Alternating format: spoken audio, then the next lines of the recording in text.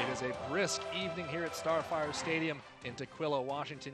You see here banners made by faithful Sounders fans for S2, who tonight take on Phoenix Rising FC and a matchup with huge playoff implications for both sides. Hello, everyone. Thank you for joining us. I'm Andrew Harvey, joined by Aaron Heinzen.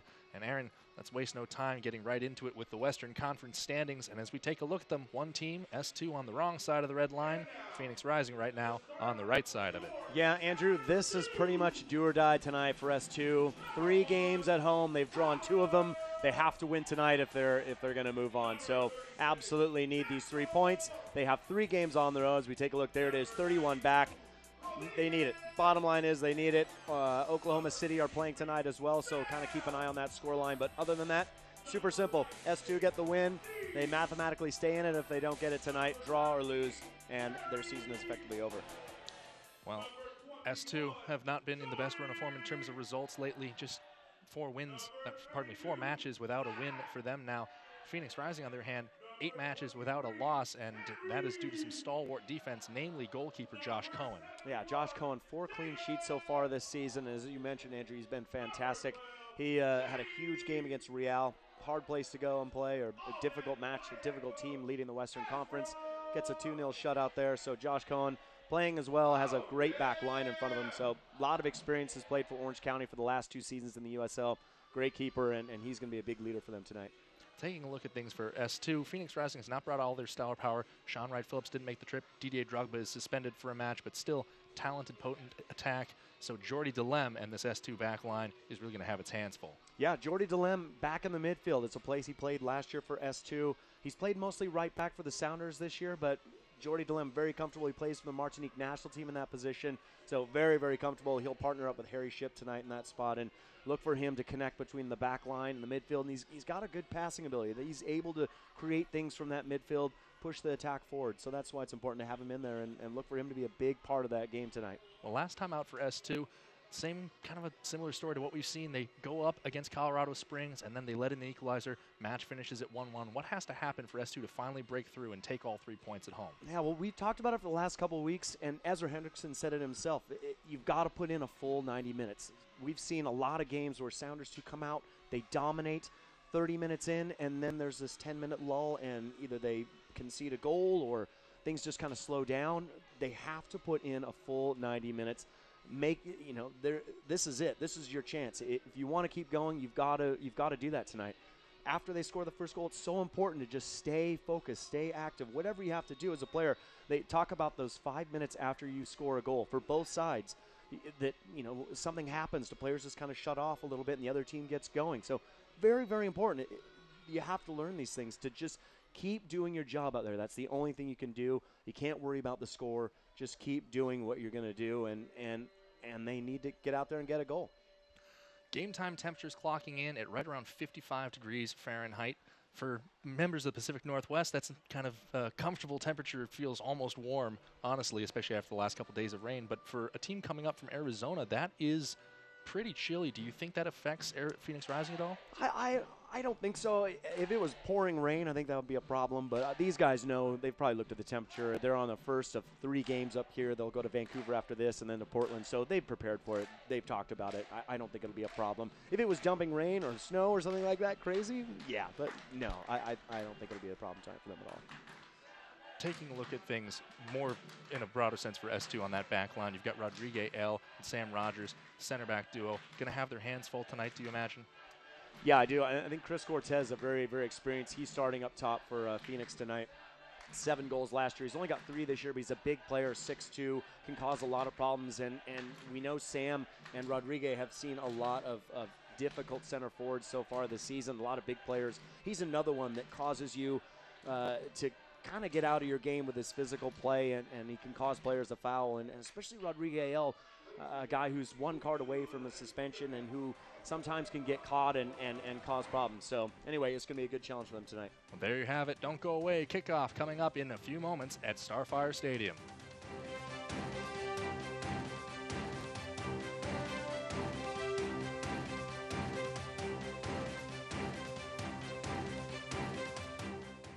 Recently, our country has witnessed catastrophic devastation.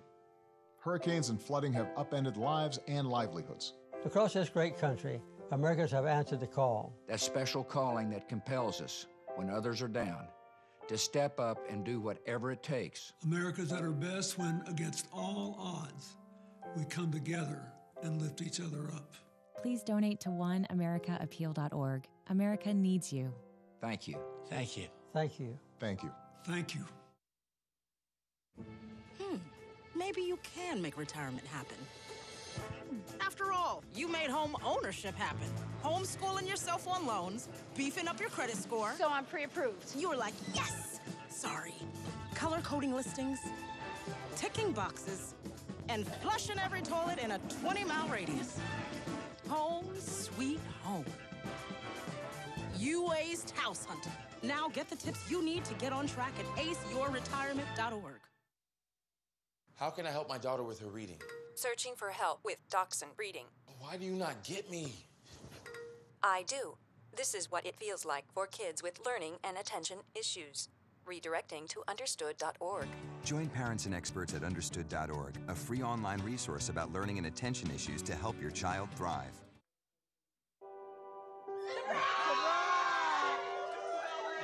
I see the future is really bright for me. The high school diploma is just added to the confidence, and now I feel unstoppable. Find free adult education classes near you at finishyourdiploma.org. We are back at Starfire Stadium in Tequila, Washington, moments away from the opening kickoff between Seattle Sounders FC2 and Phoenix Rising FC. I'm Andrew Harvey, joined by Aaron Heinzen, and let's get right into it, taking a look at the starting lineup for the visiting Phoenix Rising FC. Yeah, we mentioned Chris Cortez earlier. We talked about Josh Cohen, but just looking at the outside backs, Victor Vasquez and Cody Wakasa both have had exceptional seasons so far. They love to get involved in the attack, and they're going to play a big part tonight. And also the holding duo there in the midfield, Sam Hamilton and Kevon Lambert, I should say. Both have some good experience holding the game well for Phoenix, so keep an eye on them as well. For S2, Shea Adekoya missed a couple chances he probably should have put away, but he still gets the nod to start as we take a look at Seattle Sounders FC2's lineup this evening. Yeah, it's great to see Shea getting just his fifth start so far this season. He did miss a couple chances in that game in Colorado Springs, but he showed flashes of really big desire, and even more importantly, defending off the ball. When he didn't have it, he looked to hunt it down. So that was a good positive. Of course, we mentioned Harry Shipp and Jordy DeLem, and that center back pairing of Sam Rogers and Rodrigue L going to be so important they stay solid tonight. Katya Koroleva is the center referee tonight. Assistant referees Cephas Kortson and Corbin May. The fourth official is Chuck Spagnola. Anthem's been played, handshakes have been exchanged, and it is time for action. Last home game of the season for S2. And home has not been quite the fortress that Sounders 2 would have hoped this season. They entered tonight's match 9-15-4, 31 points, 11th in the Western Conference, as we showed in that opening clip, and really needing to take all three here tonight. Yeah, we'll expect, like we've seen all year, Andrew, quick start from Sounders 2. Look to control. They'll just need to put away those opportunities. It's time to set aside all the little mistakes, the little errors. Got to get it done tonight, and hopefully can pick up more points on the road, and they still need a couple of results to go their way as well. So needs to get done on their part tonight. And the man doing the talking in the huddle right there with the captain's armband, Zach Mathers, definitely a man who Ezra Hendrickson will be expecting to turn in a strong performance for this Sounders 2 side. Yeah, I picked up another assist on the 1-1 draw against Colorado Springs last week. Just again, showing leadership, not even talking, hustling all over the place, trying to create things, attacking, being positive, and that's exactly what you want to see from a player who's picked up the captain's armband. Of course, Ray Sari's still out with that concussion that he got 2 weeks ago. Well, he will be sorely missed, but the holding midfield of Harry Shipp and Jordy DeLem, Ezra Hendrickson hopes will be able to hold off Phoenix Rising FC. S2 will have the opening kickoff. They move from left to right on your screen in green with blue shorts. Phoenix Rising in all white coming back the other way. Shea Adekoya is over the ball as we await Katya Koroleva's whistle. There's the whistle, and we're underway at Starfire Stadium. 90 minutes of USL action here on Wednesday. Harry Shipp played with a cast on his arm in the last game against Colorado Springs. Looks like he's taking care of that. Sounders, too, were in that game against Phoenix a couple weeks ago until the very end. And it was just another cross, not dealt with. Phoenix got a goal, and then Tyler Miller had an uncharacteristic mistake. To the byline for Shea Adekoya early on here. Ball dealt away and out for an early S2 corner. Great start, nice and positive. Good running behind the back line from Shea Adekoya. Mathers to take the corner from the far side. Harry Shipp showing for the near side option. Low ball in from Mathers. Flicked on, brought down by Wingo. Wingo. Back to DeLem. DeLem's cross very early. Goes to the far side. Mathers lets it run out for a throw-in. No, we didn't highlight him in the pregame, but Henry Wingo had one of the best performances he's had for S2 all year. Last week against Colorado Springs. Such an effective player. Watch him, gets the ball out wide, drives inside, runs all over the place. Needs to have a strong game again tonight. Denzel Ulysses' first touch lets him down. Makes a good recovering run to fight his way back to the ball. Wingo. Ulysses. Shipp. Rogers moving up the left side. Goes over to Stephen White. David Olson.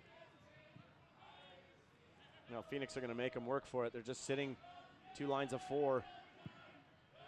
Big switch, looking for Wingo toward the byline. Wingo gives chase, and it's out for a goal kick. He could not beat Victor Vasquez. Now, I was mentioning about those 2 lines of 4. It's one of the toughest formations to break down because players can just pop out wide. As we take a look at this ball over the top, Wingo just can't get to it. A little shove there from Victor Vasquez. But as I was mentioning, those 2 lines, back 4 and then the midfield 4, just so difficult. You really have to keep your passes nice and quick, keep the ball moving to unsettle it if you're nice and organized. Get that back line stretched and out of position. The left side for Amadou Dia. Dia down to the corner flag. Ulysses right there. He'll draw it back to Vasquez. Vasquez spinning in an early cross. Ball fans to the far side. It's a shot, and it's over the bar. Alessandro Rigi wound up, but put the effort high.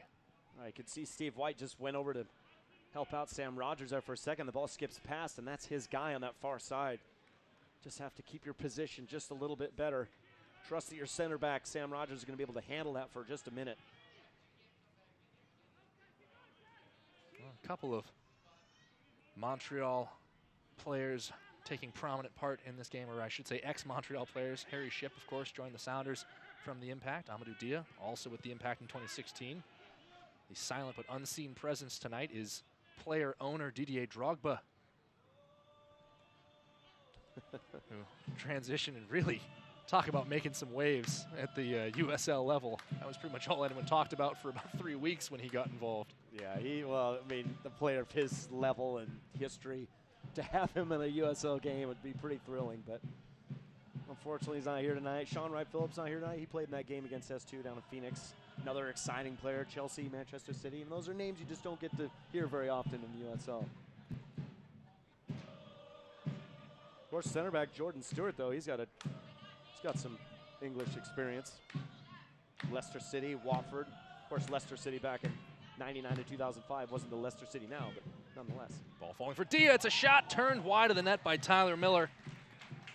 First time we've had to say his name tonight. But he stands up to the standard of excellence that he's been producing all season. Tyler Miller had some great saves against Colorado Springs, and he just keeps it going. It's a nice turn from Dia. Ulysses just gives him a little too much room, in my opinion. Dropping away like that, allowing him to turn and shoot. It's a good save, though, from Miller. Katya Koroleva wants a word before the kick goes. We've seen this discussed a lot. Looks like Sam Rogers is the one on the end of the schoolmaster's lesson. 5 minutes in here at Starfire Stadium. Kick on the way from the near side. Header was met by Leif Gladson Awako.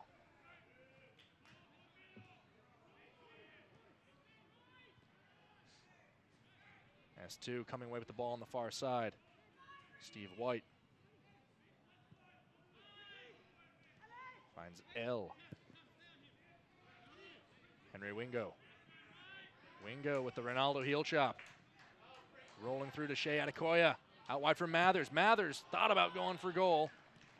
A follow through, or lack thereof, put it over the bar. Well, there's Wingo getting the ball on the outside, cutting inside, does ever so well.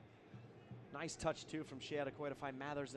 And Mathers, just as we see here, just has to get this on frame. Was under a little bit of pressure, but not that much. Just keep that one down. You never know. Somebody else sweep it across in front of the goal. Somebody else gets a touch. Nice work by S2.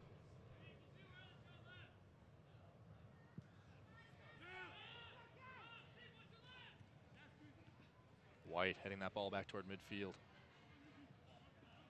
Regi not going to win that header over White. But Owako comes away with it. Wakasa looking for Dia. Back toward Dia, who turns away from Ulysses.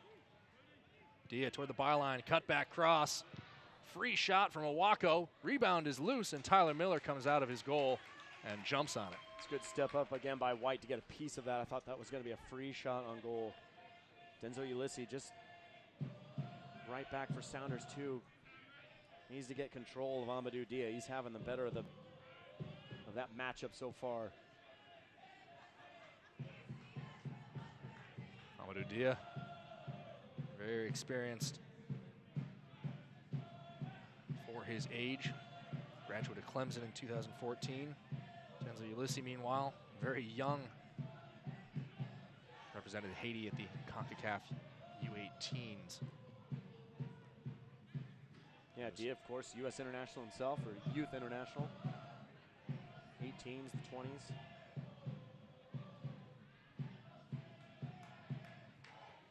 Thrown in toward Mathers. He loses it out of play for a goal kick.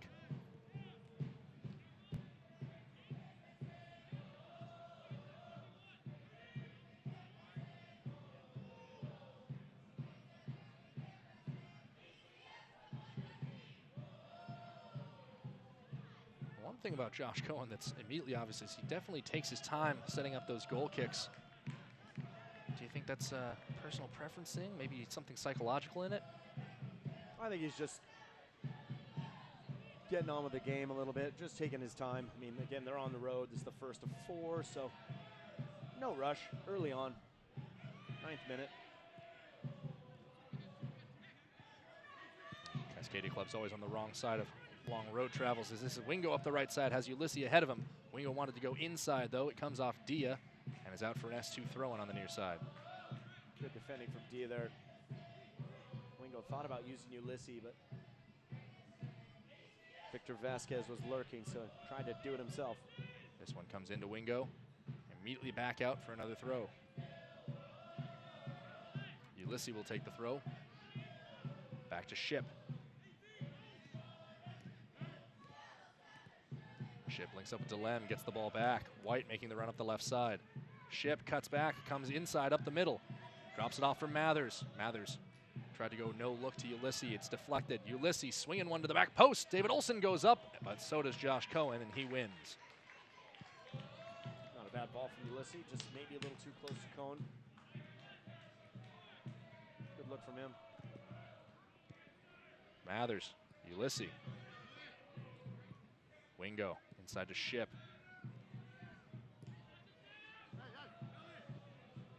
Sounders too, Aaron, finding ways to stay on the front foot here in the 10th minute. Yeah, it's always been an easy thing for Sounders too this season. Getting going right away. It's talk more about it again the 30th minute or so. See how they're doing at that point. That has kind of been their Achilles heel a little bit, if you will.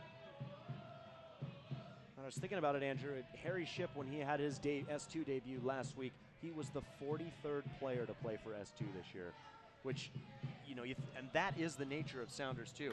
But it is so difficult as a head coach like Ezra Hendrickson or even as a team to really get a personality. When you think about S2, they've got some great, you know, they're playing some great soccer, but there are mistakes out there.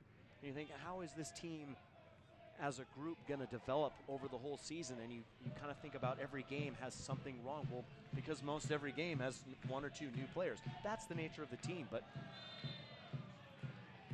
the way that they are developing, they are improving. They're playing great stuff, but can they? This group has played together a lot now for the last probably 5-6 games. So you would think you'd start to see just a little more consistency, a few less mistakes. S2 restarts that free kick, just goes backwards, like you said. Anytime you're rotating that many players through a squad, difficult. Very, very difficult. But again, that's the nature of the whole of S2. You want to get these players a lot of experience. Guys like Sam Rogers, Shannon Hopiao on the bench tonight. White trying to go up the left side. He's dispossessed by Wakata. Pardon me, Wakasa. And he's done enough to win a throw-in.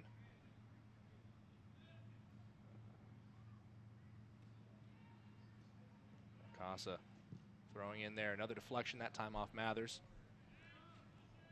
S2 trying to keep Phoenix Rising pinned in here.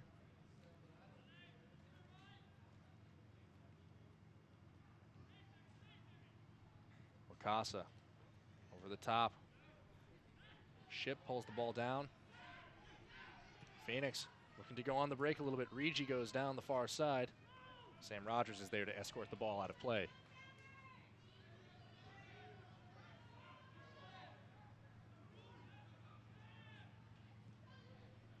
Thrown in by Olsen.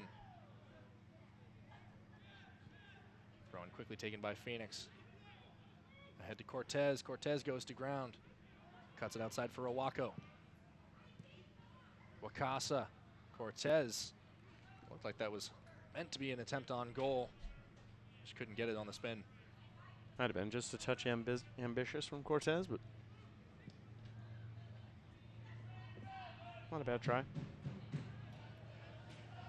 Quickly running through the benches for each side. For Sounders 2, Sam Fowler's the reserve keeper, Brian Nanasinkum, Francisco Narbonne, Shannon Hopiao, Guy Etowah, Felix Chankum, and Azriel Gonzalez. Phoenix is in a moment as here comes Owako. He's going to send it across the far side. Dia gives chase, as does Ulysses. Dia gets to it. Comes back inside. Ball is poked away and turned back over after it deflects off the referee. Space for a shot from Kevon Lambert, and that goes wide. That would have been very unlucky for S2 to have that ball strike Kati Korleva and Lambert to put that on target. It's been known to happen. Referees always feel guilty about it, but they are part of the field of play. Clever first touch from Wingo there. And it goes straight to Jordan Stewart. Mala. Hamilton. Owako. Now to the far side for Wakasa. Ball to Regi is cut out by Steve White. And White, a player who, despite being a very late addition to this Sounders 2 lineup, has come in and really exceeded expectations in his first few matches. This ball to the top side. Vasquez cutting the ball inside, was hoping to find Cortez. It comes back out, but only as far as Lambert. Regi. Cortez. Regi trying to play himself in here. Ulysses chests it back to Miller. Yeah, that's Vasquez again. It's a great run from him. Almost gets that cut back across. He has been very effective for Phoenix, especially in the last few weeks.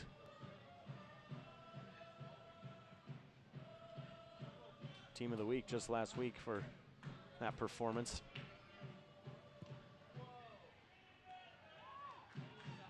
L can't pull off the big switch. Headed back forward by DeLem. And Olsen loses out the far side. On the bench for Phoenix Rising, just to finish this out, John Berner, the reserve goalkeeper, Jordan Gibbons, AJ Gray, Eric Avila, Blair Gavin, Matt Watson, and of course leading scorer Jason Johnson, also in the 18. Yeah, last time Jason Johnson was here last year with San Antonio FC, scored 2 goals back in April 2016.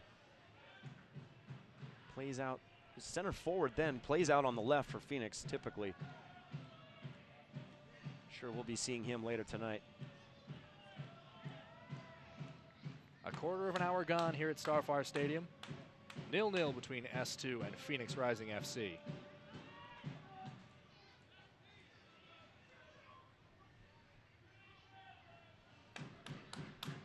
Rogers holding up under pressure from Ricci. He'll go back to Tyler Miller. Well, for Tyler Miller, not the best goalkeeping record for him this season, but certainly you have to say his development has continued to progress with S2. Yeah, he's shown incredible ability to make the saves you just do not expect. Yeah, of course, there's been a couple mistakes, and you play with all different defenders, and there's all kinds of those things. But his game against Colorado Springs, multiple times he had to come up with a huge save, and he did. Each game he's grown in stronger and stronger in confidence. It's been really fun to see. And of course, we know he's got a knack to save penalty kicks too. I really don't know how to explain it, but pretty impressive. To my knowledge, it's 2 or 3 he's kept out from the penalty spot so far this season. Well, he did the same last year. He's done it with Sounders in the past in the Open Cup.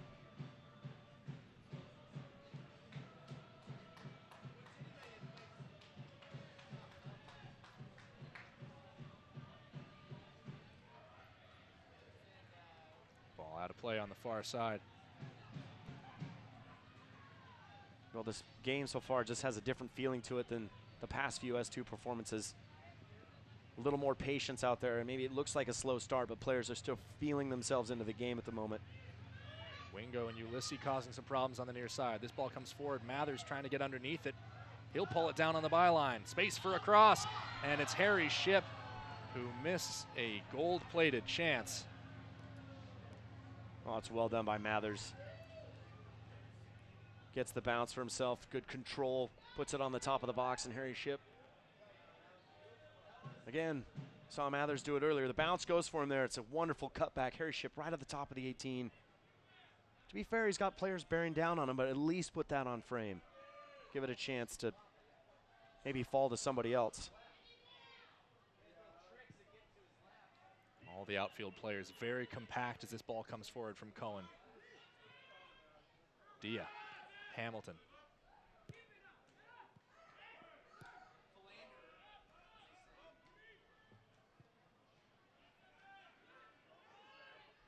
Cortez calling for the big switch on the near side, just off the left edge of your frame. Instead, it's back to Cohen. Cohen has to go quickly. He looks for Cortez, but finds Henry Wingo.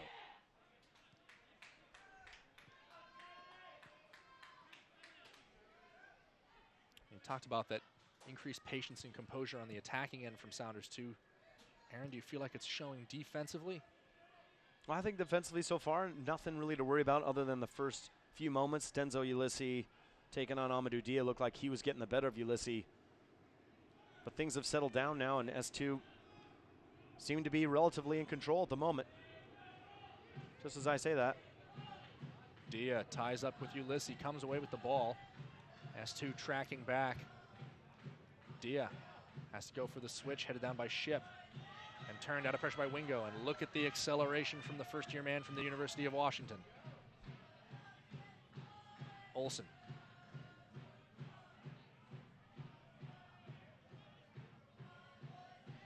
Boy, always a treat to watch Henry Wingo when you see him get that 8 yards of space he needs to break into a full sprint. Yeah, and he's exactly right. He's taking that space, getting the ball out of the area. Did that so well against Colorado Springs. Near side for Ulysses. Ulysses early cross, and that comes off Vasquez for another corner. Good effort from Ulysses trying to get the early ball in. It's always going to be difficult to bend it around the defender. He's got the pace. Maybe take the defender on, see if he can get it back across. Ball in from Mathers. It's a low one. That one finds the ground inside the 18. No one there to put it away, and it's out the far sideline.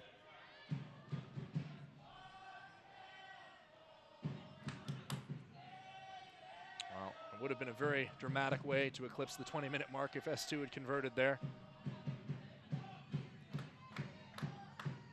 It is always amazing to see a ball like that slip through everybody and go out of bounds. So many bodies in there, but no one there to get a touch to it this time.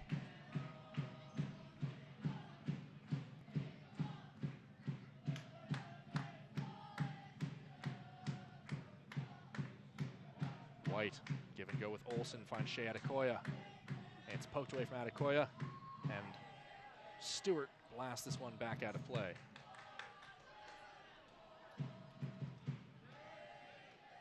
Thrown into DeLem. Turned over to Hamilton. Immediately ahead for Chris Cortez. Foot race Miller off his line, and he has to do exactly what any coach would want to see there. Just gets rid of it. But that was a little bit too close for comfort. Probably for the liking of Tyler Miller, and definitely for the liking of Ezra Hendrickson. Yeah, it's great awareness, though, for Miller. You said that's exactly what he's supposed to do. Regi ahead for Dia. Cut out by Ulysses. Wingo looking for Adekoya. Adekoya wins it off Stewart. Olsen is to the left. Adekoya going to try to go through here. Ties up with Vasquez. And Vasquez muscles him off the ball. Goes to ground. And after a moment's hesitation,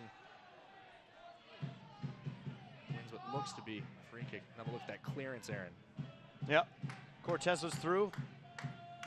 Center backs were beaten, but Tyler Miller's there. He's the security for any kind of ball like that over the top, and it's well done from him.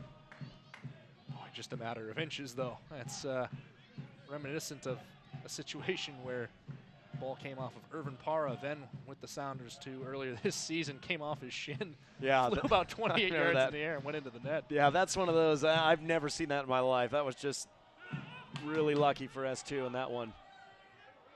Ball brought down by Owako into space for Regi, who lines up a shot, tries to go back to his left. Regi pokes it through. And again, that's Steve White over there coming inside to try and help out. I just don't think he needs to do that, because that one squeezes through again to Regi, and he's almost through. Just let those guys, let the center backs take care of that, and then if you really need to help out at the last minute, you can do so.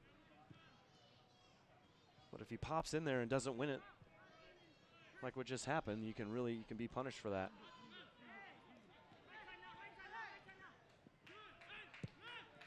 L looking for Mathers over the top.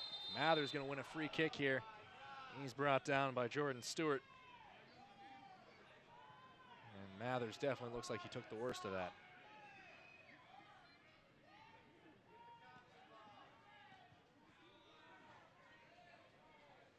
Oh, here it is. Yeah, just a little knock in the back, and looks like Stewart comes down on the back of his leg. It's unlucky. Hopefully Mathers is okay, because that looks like that was painful. Looks like he's going to be able to walk it off. Well, Stewart, for his part, immediately offering his apologies. Certainly no ill will on that strike. Yeah, looks like Mathers is going to take the kick. Stewart, impressive 17 games so far this season and not a single yellow card. Pretty good record for a center back. Mathers has been known to be dangerous from this sort of range before. Two-man wall for the visitors. It's a high line here for Phoenix to see if Mathers can get it right in between the two. Mathers going for the back post. That one headed away, I believe, by Stewart. Brought down for DeLem, and DeLem's effort also over the top. It took a deflection on the way out, though. It's a Sounders 2 corner. Not a bad ball from Mathers. Looks like it just, like you said, got cleared away.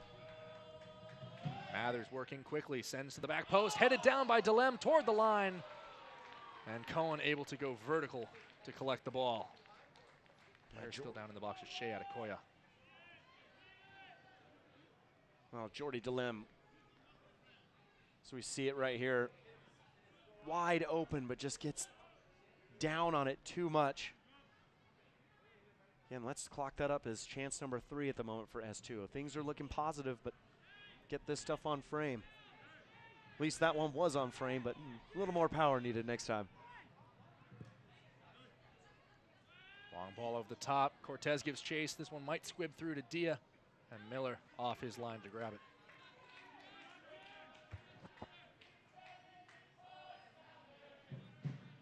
.25 minutes gone. S2's been asking questions. Meanwhile, Phoenix Rising has looked very dangerous on those counterattacking opportunities, Aaron. Yeah, they're just sitting back at the moment, going to take their time and kind of ride out that home field advantage attack, if you will. And they'll start to, I'm sure, try to impose themselves on this game a bit more as it goes on.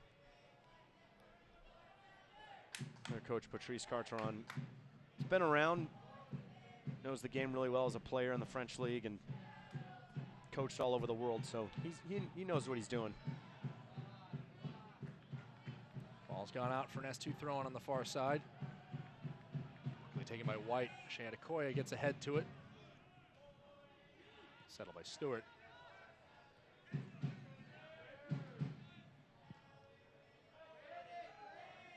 Cohen goes to distribute. DeLem heads it forward.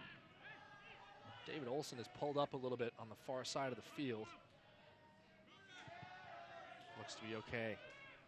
Stewart shielding out Adekoya. This ball is going to the byline. And that's the move you expect out of the 6-foot-tall veteran. Quickly restarted by S2 inside the box and turned over to Sam Hamilton.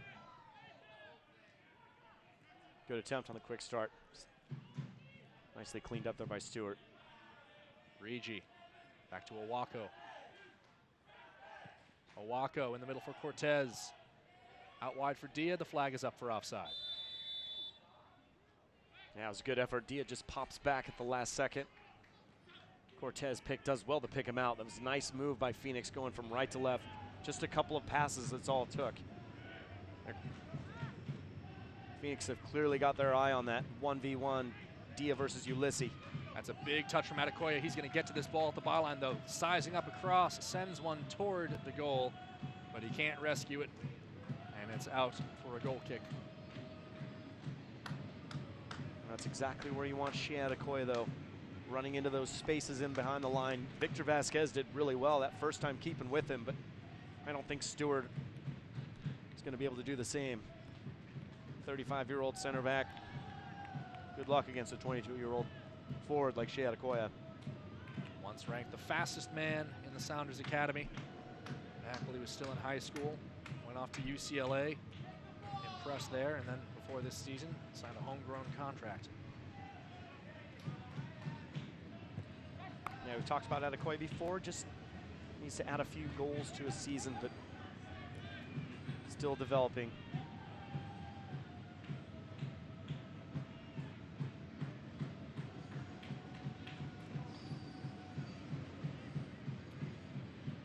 Rogers ahead for Olsen, who lets it run to Mathers. It's turned over to Hamilton. Now Owako. Lambert. Near side for Vasquez. Dia in a foot race with Ulysses. Ulysses, bit of a shoulder charge into Dia. And the ball crossed the end line. It's out for a goal kick. That's well defended by Ulysses. He's got a little bit of body on Dia there. Nothing serious, just enough to knock him off balance. It's a good foot race between both of them. Ulysses, it's always impressive every time you see him take off. That kid is fast. Great acceleration. Definitely a quality valued by the Sounders organization for their outside backs. Love to get them involved downfield in the attacking end of this 4-2-3-1 that they play. Yeah, that's one thing Ulysses could add to his game a little bit better, is get himself involved in the attack a little bit more. Sometimes it takes him a whole half to get going on things, but no doubt about his potential, no question. Rodriguez L coming forward. Wingo leaves it for Ulysses. Ulysses was sizing up across.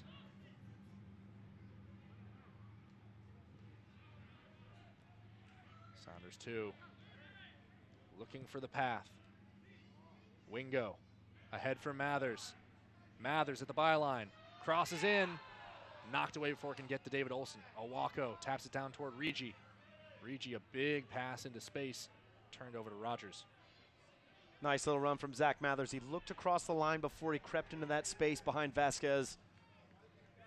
Stays on sides. Well done. Wingo controls that well with his first touch. He'll send it across on the ground. Knocked away by Stewart. And Hamilton sends it long to Cortez. Over the top now, looking for Rigi. Held up by Steve White. puts an arm out. Steve White goes to ground. No whistle. White stays down. Ball switched to the near side for Diaz. We cross the half-hour mark.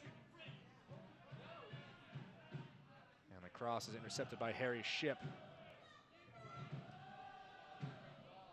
Ball up to Adekoya. Let it run between his legs. Wins a throw-in out of the deal.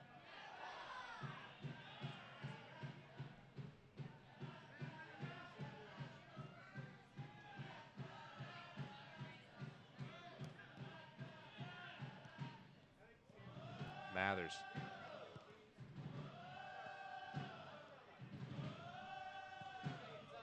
Ball up to Steve White.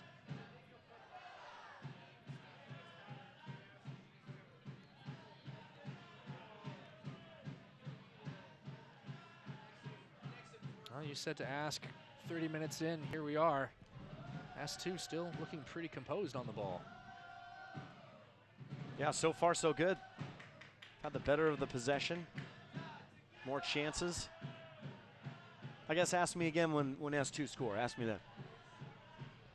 If they score. Ulysses, space for a cross. That takes a deflection. Get a fall for Harry Shipp. He's upended. Fair challenge, though, from Hamilton to Tote. Front foot, White going to chip a ball in. Shea Adekoya with a flick-on header. Josh Cohen grabs it. Good ball from White. Good run from Adekoya. Just bounces off the top of his head. Cohen does well coming out to scoop that up.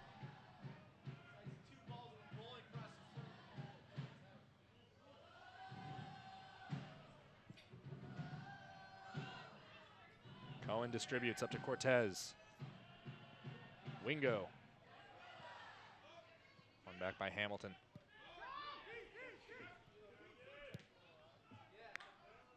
Hamilton has made appearances in MLS this season. He's on loan right now from the Colorado Rapids. S2 moving the ball up the far side here. That's Olsen. Olsen into the middle for Mathers. Mathers a touch to control, goes out wide. He's upended in the box. The whistle goes. Is Katya Koroleva awarding a penalty here? She's giving out a yellow card to Victor Vasquez. And Zach Mathers is already on his knees wondering why advantage wasn't played. Yeah, I think I got to agree with you, Andrew. Let's take another look here. Great run from Mathers, gets the touch. Foul is outside the box, but I completely agree. Why advantage is not played, I'm not sure. Clearly, Henry Wingo's going to get a chance out of this. So Katya Koroleva maybe just on the whistle a little too quick, but good chance here for S2. Mathers is still arguing his case. He's got one. Just outside the 18 here. It's one of those free kicks that it's almost too close to the goal. Yeah, always the question of will he have enough time and space to get the ball up and down again to lift it over a wall and put it on frame. Yeah, very difficult shot here, but Mathers has the quality to do it. Yeah, Henry Wingo was in. So a little mysterious as to why the early whistle. Delem, White, Shipp, Mathers all standing over the ball. It'll be Mathers who goes for goal. It's off the crossbar. David Olsen tries to serve it back in on the rebound. It comes back out to Sam Rogers. Rogers thought about trying to tee up somebody, and it's out and wide. Well, can't get any closer than that, Aaron. No, it's a fantastic shot from Mathers, and I think Cohen actually got a hand to that. Maybe just a reaction. It's an incredible save if he did, because his touch puts it off the bar, of course. What a shot from Mathers. Take another look here. He does, gets his fingertips to it. Just sees it at the last second coming through the wall. What a hit by Mathers, and great save from Cohen. It's great stuff.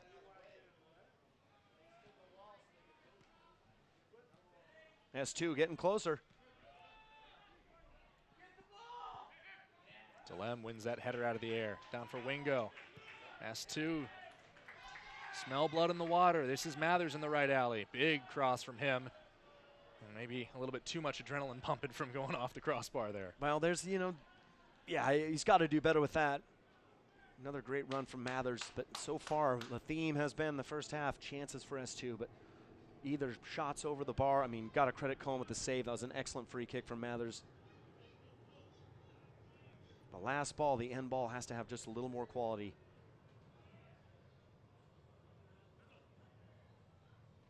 Ten minutes to go until halftime. Cohen sends away, it drifts toward the near sideline. Off the head of Lambert and off the foot of Rodrigue L for a throw-in. Chris Cortez wanted a free kick there, arguing that L came in studs up.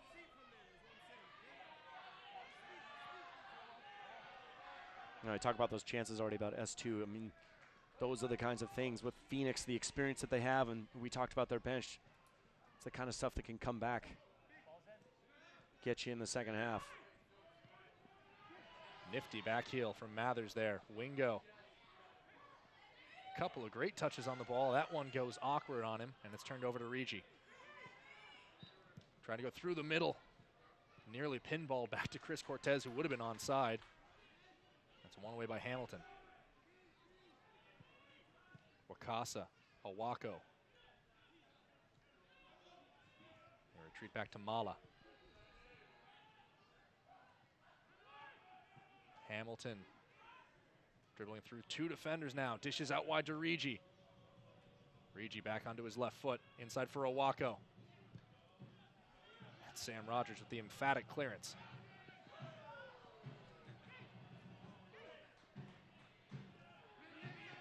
Good pressure again from Adekoya.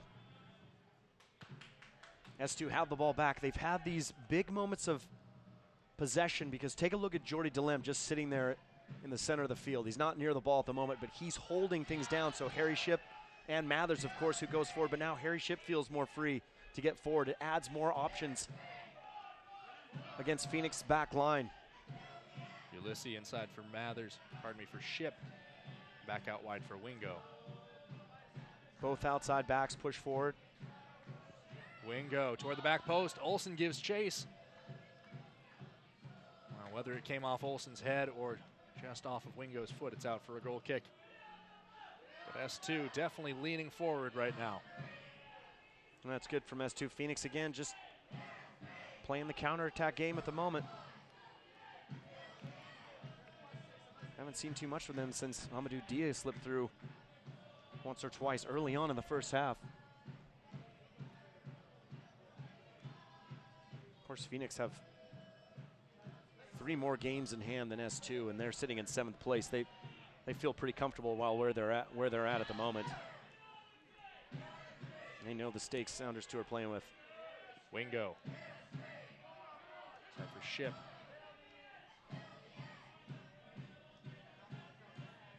Olsen wanted to go for Adekoya. It's through to Cohen. Just to touch on your comment just now, Aaron, not to mention 3 games in hand, but also several of their remaining fixtures are not against the cream of the Western Conference crop. Yeah, absolutely. Going to Vancouver after that, as we mentioned, then Timbers 2. Then they play Timbers 2 again at the end of the season at home. So, to be fair, Timbers 2 have had some decent results from them recently, but Phoenix have to fancy their chances for sure.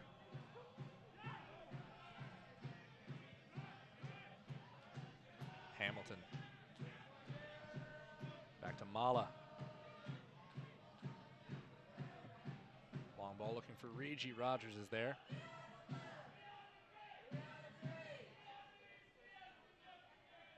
S2 wins a throw-in on the far side.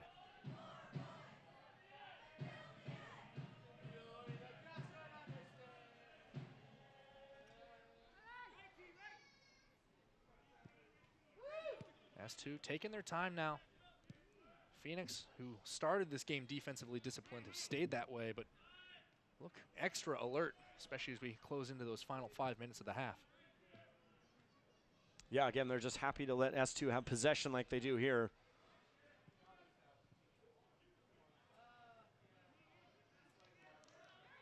As the game goes on, though, you're going to get a little more tired, but Phoenix are, like I said, happy to let this happen. Just going to try and catch something on the counterattack. Vasquez ahead for Dia. Inside for Hamilton, one away by Jordy Delem. Delem is all alone. He's going to go for goal. And the body language says it all. He knew he should have done better. Yeah, he absolutely knows he should have done better. Just got that one wrong. He was all by himself. There was nobody in front of him, so either he holds it up or takes a shot like that, I guess.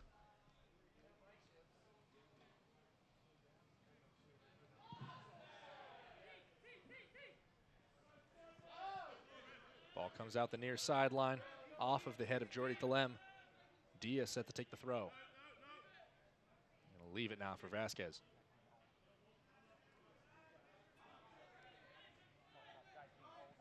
Thrown toward Cortez. Cortez wanted to cross into space, looking for Rigi. That time Steve White was there. Adekoya and Stewart tie up in the air. This ball coming back to the near side. Off the foot of El, Mamadou Dia fighting his way inside the box. And El a little bit lucky on the recovery challenge. Yeah, that was one of those things. It was fortunate that Dia's touch goes straight to Miller, but one of those mistakes that can come back to bite you. Ball just gets away from El as he tried to settle it. Mathers can't get it past Dia. Ship coming in, can't get it past Hamilton. Kevon Lambert was run into by Jordy Thelem there. He wins a free kick just past midfield. And it looks like Thelem is going to see yellow for his trouble here in the 42nd minute. Yeah, maybe just a little over-aggressive there from Jordy. Catches Lambert in the chest, is late, doesn't get any of the ball. Look at it again here. Lambert gets the touch and then just gets kind of whacked. Jordy doesn't mean to. Turns his back as well, but picks up a yellow card this time. Stewart restarting, looking for Cortez. Ship closely defended by Owako. Thelem heads it back to Miller. Smart play there from Thelem. Nice sharp header back to Miller. Keeps it safe. Mathers ahead to Wingo, now going for the overlapping run. Gets it back in the right alley.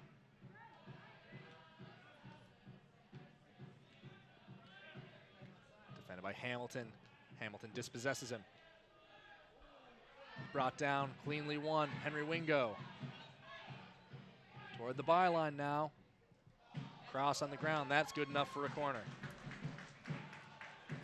Two things there, great work from Zach Mathers to get that ball back. Doesn't give up on it. Then Henry Wingo, you could just see why he's so difficult to get near. He just baits you in and then takes off again. Has the speed and power to get around you. Low ball from Mathers, dealt away by Owako, but not completely. Olsen comes back outside to Mathers.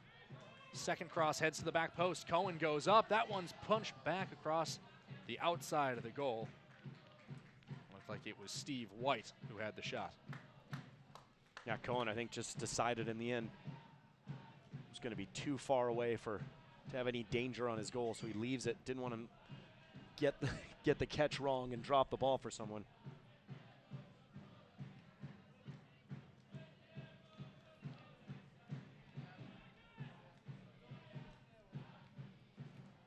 Cohen.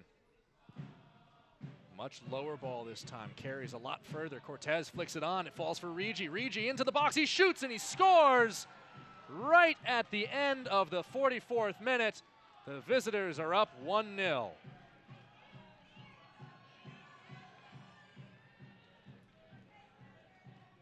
Andrew, it's tough to see this. I mean, it is literally from nothing this goal comes from. Just flicked on to Rigi. Stephen White's there just a little late. It's a great goal from him. Great shot. Bounces down perfectly. All the power. Not much Tyler Miller can do. But again, here we are. I mean, this is S2 have had by far the best of the chances, by far the better of the play. And one moment, just a goal kick. Nothing goal kick. It's flicked on. Player has a great finish. And that's kind of the story of the season in a lot of cases for S2. How can they respond now? They have to respond. So that will make this thing interesting. Third goal of the season from Alessandro Rigi. Chris Cortez probably notched his fourth assist. Meanwhile, here's David Olsen squaring up against Mala. Olsen to the far corner. Tied up by Wakasa. It goes out, and it will be a goal kick. 44 minutes of brilliance from Sounders 2, and then a split-second mistake. And we saw this very thing against Reno. It was literally the 45th minute with 1 minute of stoppage time. This is just a little earlier, but same deal. Corner kick, ball bounces down. Little miscommunication in the box, and Reno had equalized at that point. S2, it's tough. I mean, that's a tough goal to give up after having played so well this half. DeLem heads into space. Adekoya from Mathers. Try to switch over to David Olsen. His touch gets away. It's one back. Harry Shipp. Left side to Adekoya. Back to Steve White. Shipp. Pummeled clear by Mala. L heads it back to Miller. L had to get that header right. It was nicely done. Well, the whistle goes for halftime. Jordy DeLem punts the ball away in frustration. And that really is the name of the game for Ezra Hendrickson's side here in the first 45. Aaron, your thoughts? Well, we kind of just went over it. It's basically the same thing. Excellent play for almost the entire half, and then just that one moment, and Phoenix snatch a goal. But I think they'll go in, they'll talk about it for S2, and they know what's at stake, and then just go from there. Phoenix, they have to be very happy. We'll take a break. Coming up, halftime stats and highlights at the half. Seattle Sounders FC 2-0, Phoenix Rising FC 1.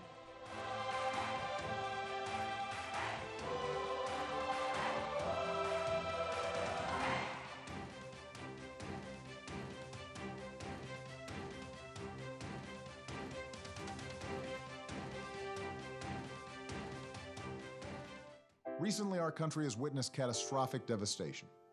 Hurricanes and flooding have upended lives and livelihoods. Across this great country, Americans have answered the call. That special calling that compels us, when others are down, to step up and do whatever it takes. America's at her best when, against all odds, we come together and lift each other up. Please donate to oneamericaappeal.org. America needs you. Thank you. Thank you. Thank you. Thank you. Thank you. Maybe you can make retirement happen. After all, you made home ownership happen. Homeschooling yourself on loans, beefing up your credit score. So I'm pre-approved. You were like, yes! Sorry. Color-coding listings, ticking boxes, and flushing every toilet in a 20-mile radius. Home sweet home. You aced house hunting. Now get the tips you need to get on track at aceyourretirement.org. How can I help my daughter with her reading? Searching for help with Dachshund Reading. Why do you not get me? I do. This is what it feels like for kids with learning and attention issues. Redirecting to understood.org.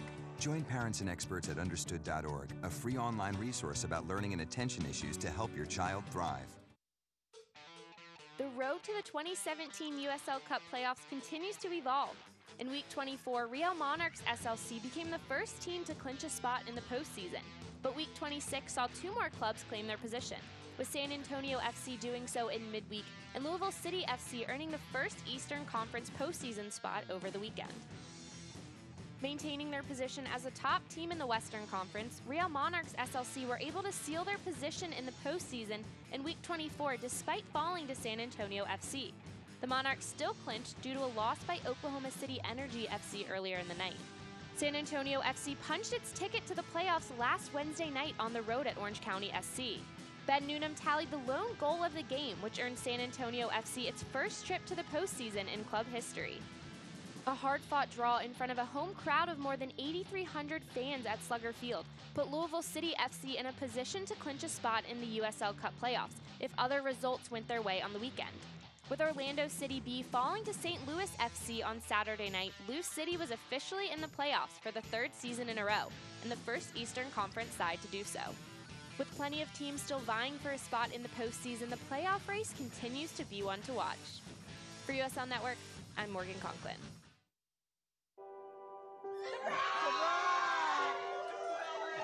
I see the future is really bright for me. The high school diploma is just added to the confidence, and now I feel unstoppable. Find free adult education classes near you at finishyourdiploma.org. I'm a retired school psychologist, and helping people was my thing. I was very independent and thought I could take care of myself.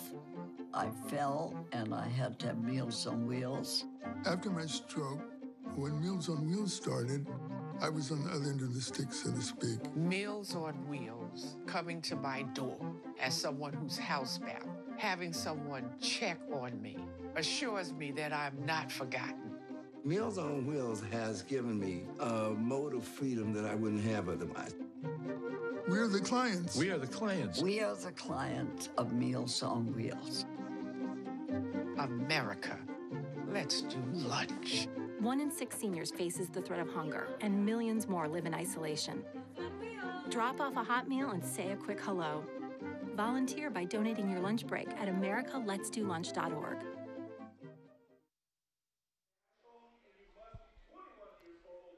We are back at Starfire Stadium in Tequila, Washington, where after 45 minutes, Phoenix Rising FC has a lead over host Seattle Sounders FC 2, 1-0. That goal coming right at the end of the first half. I'm Andrew Harvey alongside Aaron Heinzen. And Aaron, that was a half that seemed to be all S2 until it wasn't.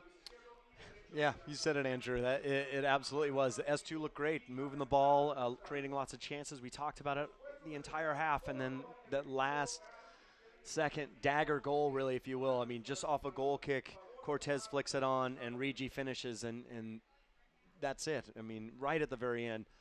Nothing you can say other than just that's kind of the way things have gone, especially in the last month or so. So it's just, it is what it is. They got to move on and keep doing what they're doing. They're putting all kinds of pressure on Phoenix. The one thing left to do is finish that last pass or finish that shot, put it on frame. Well, they say a picture's worth 1,000 words. Good news is we have video, so the multitude of possibilities are endless. Let's take a look at some of our first half highlights. Take a look at it here, and here we go. Walk us through this. Yeah, absolutely. This is it. This is Cortez. Oh, excuse me. This is the first part. Dia. It's a nice turn from Ulysses. This was warning signs at first because Dia was going at him at the S2 right back, but created a couple chances. But here's S2 coming the other way. Zach Mathers just can't get this one down. This was the first chance for S2, and there are more to come. Another great pass from Dia. Tyler Miller comes out and scoops that one up. And he's had a good performance so far from the S2 keeper. This is another one just coming right out. Absolutely what you need to do.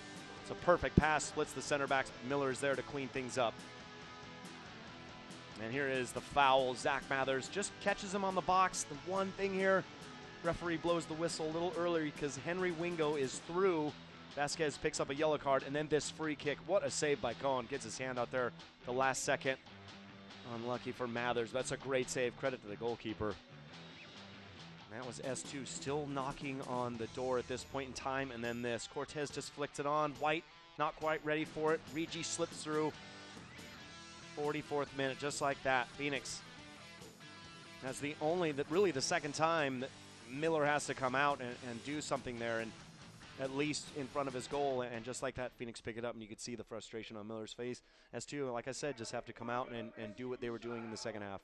Kind of interesting, like you pointed out, that both of Phoenix Rising's best chances came off goal kicks from Cohen that were flick-on headers from Cortez. The first fell for Dia, who missed wide, and the second, Miller parried it wide, and the second one falls to Regi, who converts. So dangerous on the long ball. Yeah, we talked about, and I mentioned a couple times in the first half about White pushing inside a little bit and helping out maybe where he didn't need to. And that part, again, he was just kind of caught watching the play, watching Cortez flick that on, and there was Regi hanging out the side on his left shoulder, and he puts it away. It's a great finish from Regi, but just those kinds of little details. White's done a great job going forward, but we saw Rodriguez L kind of get away with a poor touch in the back. Just those little things just need to clean up in the second half. That's on the defensive side, and on the attacking side, of course, it's obvious. I mean, you got to put your shots on frame. You got to get that last ball in and finish it out. Phoenix are obviously playing the counterattack game, and they got away with it. And they'll have more players like Johnson we expect to come on in the second half, and S2 have their own attacking options as well. So we'll see if nothing produces in the first few minutes of the second half, that they've got Felix Chankum and other options. Well, we've seen the highlights. Let's take a look at the numericals. Here are your first half stats. As you can see there, S2 out shooting them, but on the wrong side of the scoreline. Yeah, passing accuracy, 87%. S2 doing a nice job moving the ball around, and talked about that. Harry Ship's able to push forward a bit more. And look at that, 63%. Looking at that passing accuracy. But yeah, Harry Ship pushing forward. Jordy DeLem doing a nice job sitting in front of the center backs. So S2, they've got the right game plan. It's just executing it. Well, S2 have been in control of the ball but have not been able to put it in the net. Will that change in the second 45? We will find out. Phoenix Rising FC leads at halftime, 1-0.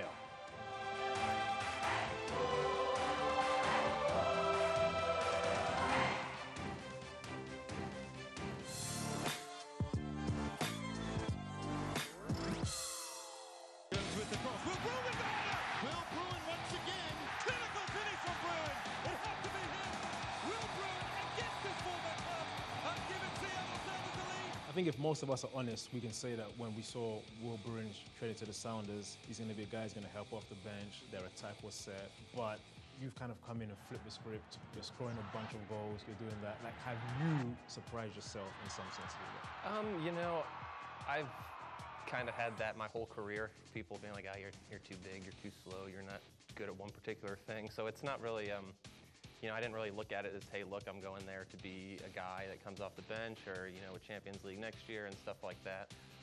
You know, I wanted to make impact immediately, and, you know, I think I've done a good enough job to make Brian have to make some tough decisions, and, you know, all I can control is what I can control, and that's, you know, working hard and putting the ball in the back of the net. And, you know, I remember I told Brian, I was like, you know, I'm a double-digit goal scorer in this league. I know that, and now I got to make sure I keep my word and get there. Why do you think it's clicked out here in Seattle? Like, what's been the secret or the reason behind it? Just going really well. Yeah, you know, playing here, this team values possession, and I think that's really important for me as a center forward. Obviously, I can go 20 minutes in a game without touching the ball, and obviously that gets frustrating as a forward, but, you know, if we're keeping the ball in possession, I'm fine with it. And we got great passers, and we have great guys all around the field. We have great guys all around the team that are pushing to get in the starting 11 or in the game day roster of 18. So I think that brings everybody's level up, and, you know, that's something that this team, the team chemistry has been really good. Will Bruin in behind! Clinical finish from Bruin! First chance of the match, and the first goal for Seattle Sounders. They lead by a goal to nil. The one thing that surprised me this year is when I think of Will Bruin, for me, he's going to be a good hold-up guy. He's going to get guys into the game, but you're making runs in behind. Your goal against Orlando comes to mind. You know, you're chasing guys down. Your feet are a lot better than people give you credit for. Do you sense that at times, that people kind of pigeonhole you into this because of your size? He's a hold-up player, but there's a lot more to it. Yeah, 100%. But, you know, I look at myself, and the way I've always described myself is I'm kind of a hybrid.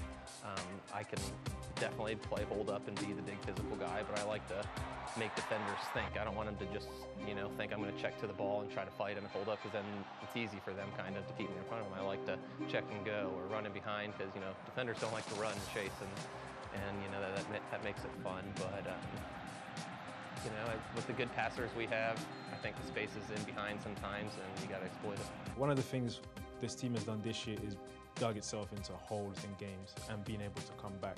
Have you guys taken that as a positive thing? Look how resilient we are, or is it why are we in that situation in the first place? What's been the team's approach to that? A little bit of both. I would say more of a why are we in that place in the first place, because we know we're too good of a team to put ourselves in those holes. And, you know, sometimes we do. You can say teams are capitalizing on their chances. It's not like we're getting played off the field and team scores 2 or 3. They're scoring on us. And, you know, when teams take their chances, it makes it tougher on us, because we have to be patient, because a lot of teams will bunker in against us, and we've noticed that. And, you know, that's just how it is sometimes. But some of it is due to, like I said, they're making good finishes, they're scoring their chances, but also, like, we got to, you know, when we have the ball, we got to know that anytime it could be intercepted, it's a scoring opportunity for other teams. They're going to counter on us. So, you know, you take the positives of the resiliency, but we would like to, you know, keep it at zeros and go from there. The ball's going to fall kindly here for Will Bruin. A clinical finish. 6th goal of the season for the former Houston Dynamo man. And the Sounders have doubled the lead, 2-0.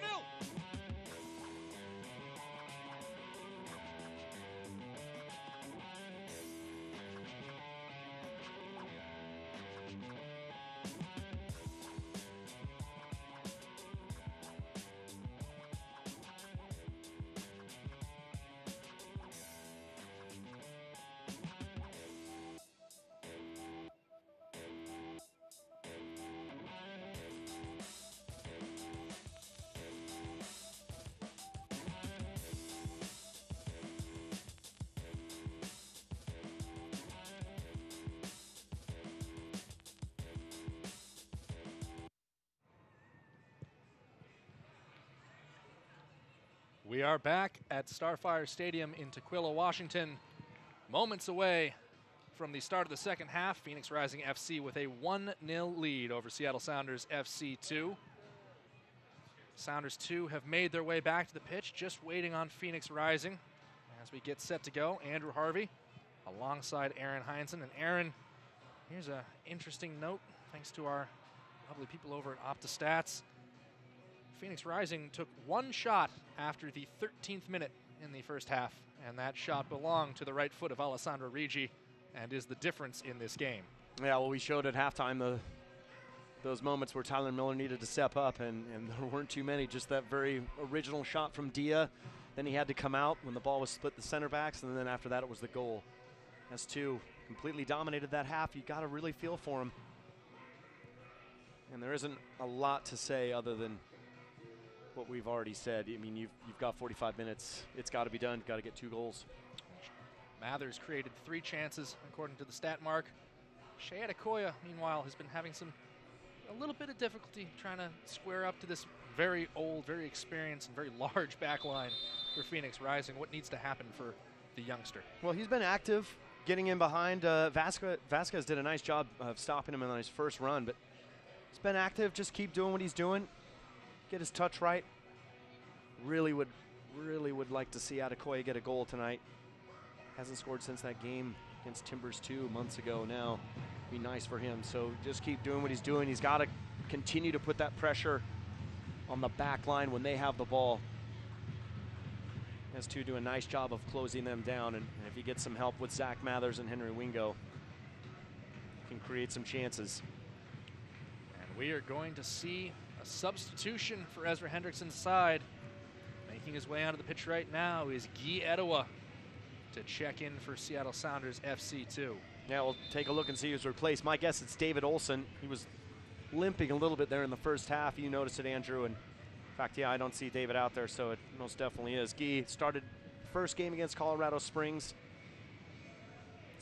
This is now his 9th appearance. He is yet to score as well, but he showed some promising runs against Colorado Springs. Has another guy with a ton of speed. That right-hand side with Denzo Ulysses and Guy Edowa.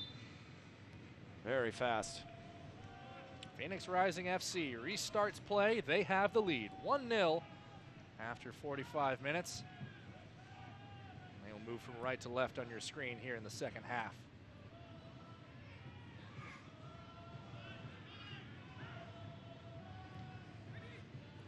Ball ahead finds Rigi, the goal scorer. Awako. Inside for Hamilton. Lambert. Vasquez. Just to remind you, Victor Vasquez is under a caution. Picked up a yellow card in the 32nd minute for the Sounders. Jordi Delem was booked in the 42nd. Also worth mentioning, Rodrigue L at risk of a suspension on yellow card accumulation, as is Cody Wakasa for Phoenix Rising.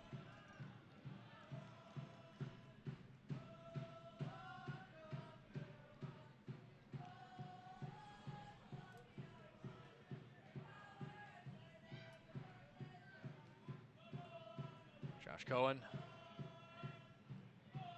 taking those long winds-ups on the goal kicks for his, and certainly worth it. Paid off in the form of a goal in the first half. Again, it's one of those goals that just after all the domination, you just really hate to see S2 give up. This is Edowa getting his first touches on the ball. Comes inside looking for Adekoya. Wakasa up and away. Henry Wingo has switched over to the left wing to allow Edowa to patrol the right. Lambert runs through a challenge. Spins up on the ball. Sam Rogers pokes the ball away while he's on the ground. Good strength from Lambert there to get through. He almost got the better of Rogers.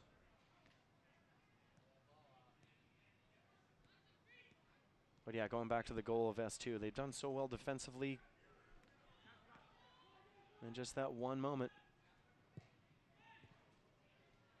Wacasa's cross knocked down by Rogers. Harry Shipp on the ground. That ball is behind Shea Adekoya and turned over to Mala. Lambert out wide. Dia drops back to Hamilton. Adekoya in full pursuit mode.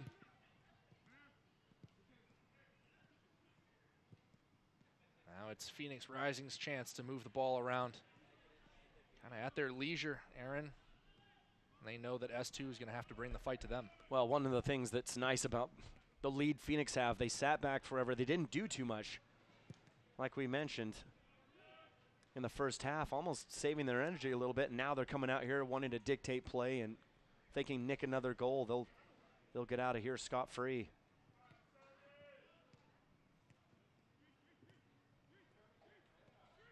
Regi back to Hamilton. Now S2 just have to work extra hard to try and get this ball back and keep it when they do have it. Get that momentum that they had back from the first half.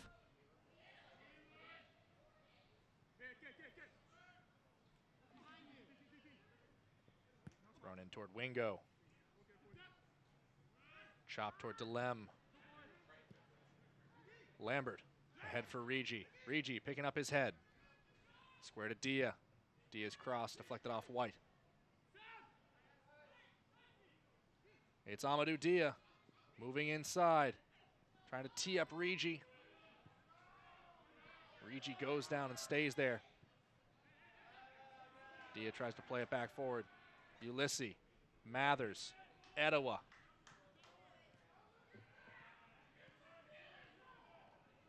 And finally poked out of play. Regi back on his feet. Etowah throws in quickly to Mathers. Pass gets away from Etowah. Forced to retreat to Ulysses.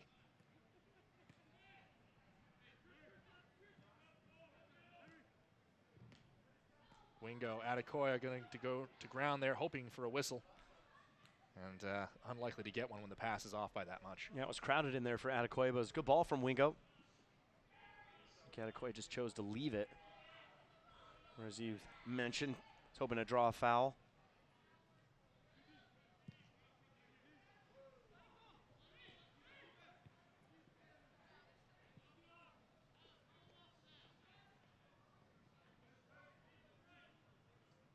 Well, certainly one of the questions for S2 is the what might have been on the disallowed advantage that fell to Henry Wingo.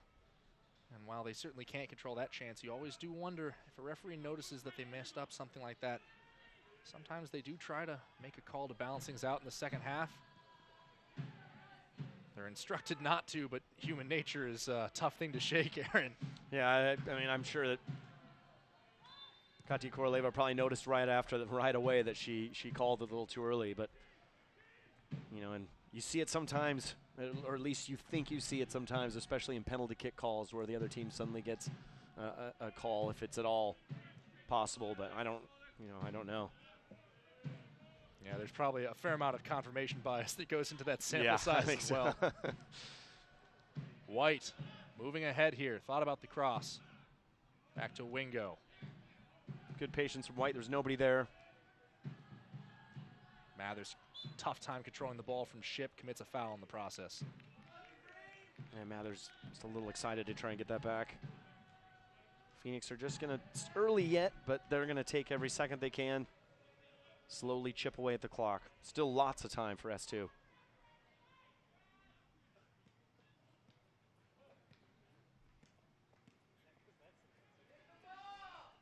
know, controlling the tempo, point of emphasis at the highest levels of the game. Now another free kick, this time in favor of S2. Saw something similar at the first team level with the LA Galaxy against the Seattle Sounders 2 weeks ago. 28 total fouls in that match. Mathers throws in a shoulder there.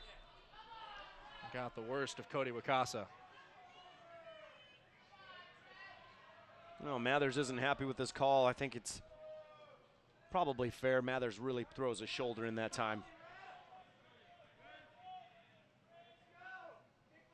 Take another look at it here. Bit of a 50-50 ball there from Adekoya. You can just see Mathers just a little bit too much of a lunge. You like that competition from him, though. That's nothing wrong with that.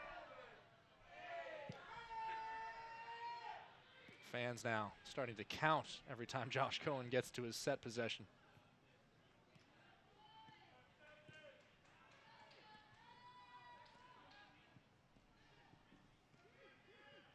Ball controlled by Dia. Nifty move to the inside past L. Rogers cuts that out once again. Stewart comes over the back of Adekoya. Still nothing, and now Steve White knocks that ball back to midfield. Big kick from Mala. No one giving chase as they would have all been offside. That was a big, strong header from Stewart. Adekoya goes down a little bit. I don't think there's too much in it. I mean, just well-timed header from Stewart.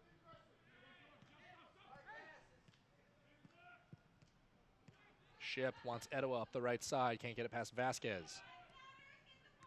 Lambert. Awako.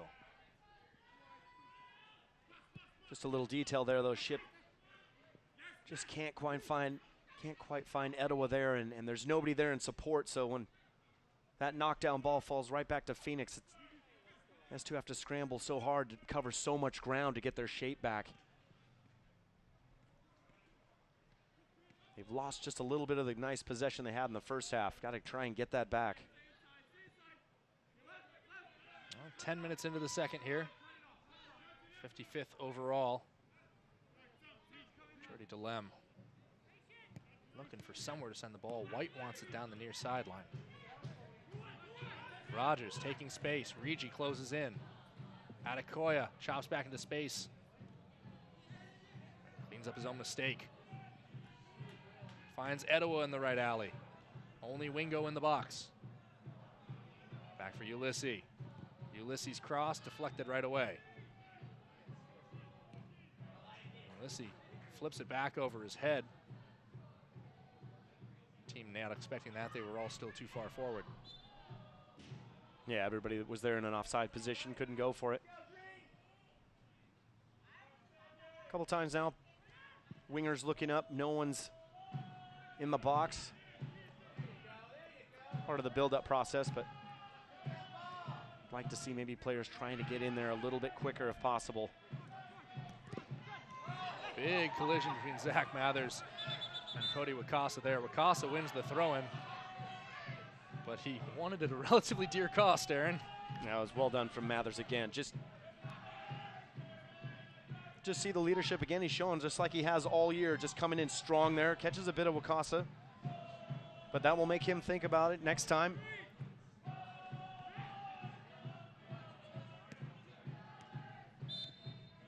Zach Mathers not one to get backed off the ball by anybody, and that's a whistle against Harry Shipp. He's going to plead his case. Not often you see a man of his size be whistled for a foul against a man the size of Kevon Lambert, but he did have his arms extended. Yeah, I think that was the key there. Didn't look like Lambert was too troubled. Such a big guy in there, 6'3" against 5'9" Harry Shipp.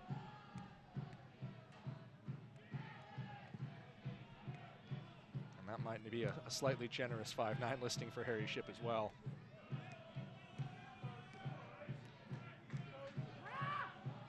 As to have come out and just been a little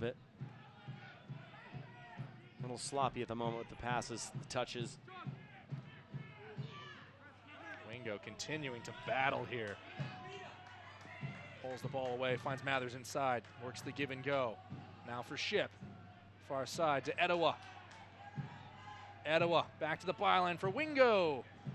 Wingo get there in time. He has. He's won a corner. 5th of the night for S2. That's excellent play from Henry Wingo. That's exactly what S2 needed. Comes all the way from left to right. Gets a couple combination passes, then gets the ball in the box and looks to put it across. But it's not just one from way out wide. It's much closer. It's nicely done. Mathers goes on the ground, finds Harry Shipp. Shipp chipping to the back post. That one's headed away. Served back in by Wingo. He can't put any danger on it. Cohen loses his footing as he tries to send that ball downfield. Yeah, Wingo maybe just going back to that last shot and just a little more patience from him. Adekoya picks out Ship. He's back out wide to Mathers. Mathers to the byline, cross on the ground, comes through. Henry Wingo can't control it and loses his footing. That was a ball with bad intentions from Zach Mathers. Now it's well kept on the near side. White loses it eventually. Yeah, it was a great ball from Mathers, just a little too quick. Henry Wingo just can't quite reach to it. Another big substitution here for S2. Shea Adekoya has made his last run of the night for the Sounders. He'll be replaced by Felix Chankum. Felix Chankum. Well, Shea Adekoya, again, it didn't quite fall for him. Still looking for that next goal. He's still got some time. Really would have been nice to see him to get one tonight, but Felix Chankum, a man with 5 goals so far. And now he's only got 30 minutes, and he has a work rate of 90 minutes, so look for him to be making runs all over the place, putting Phoenix back line under pressure.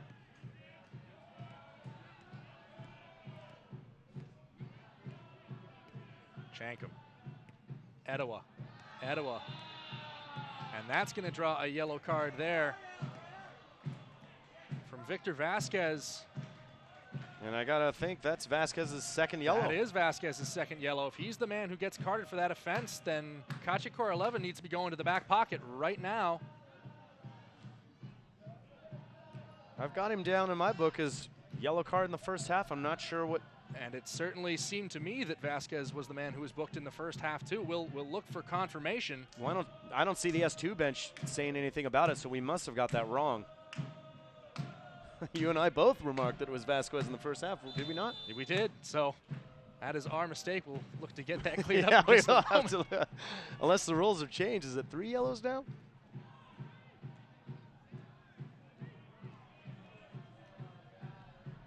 We're being told that that is Victor Vasquez's second yellow card. He should be off the field. What's funny about this, Andrews, I don't see anybody on the S2 bench saying anything about it.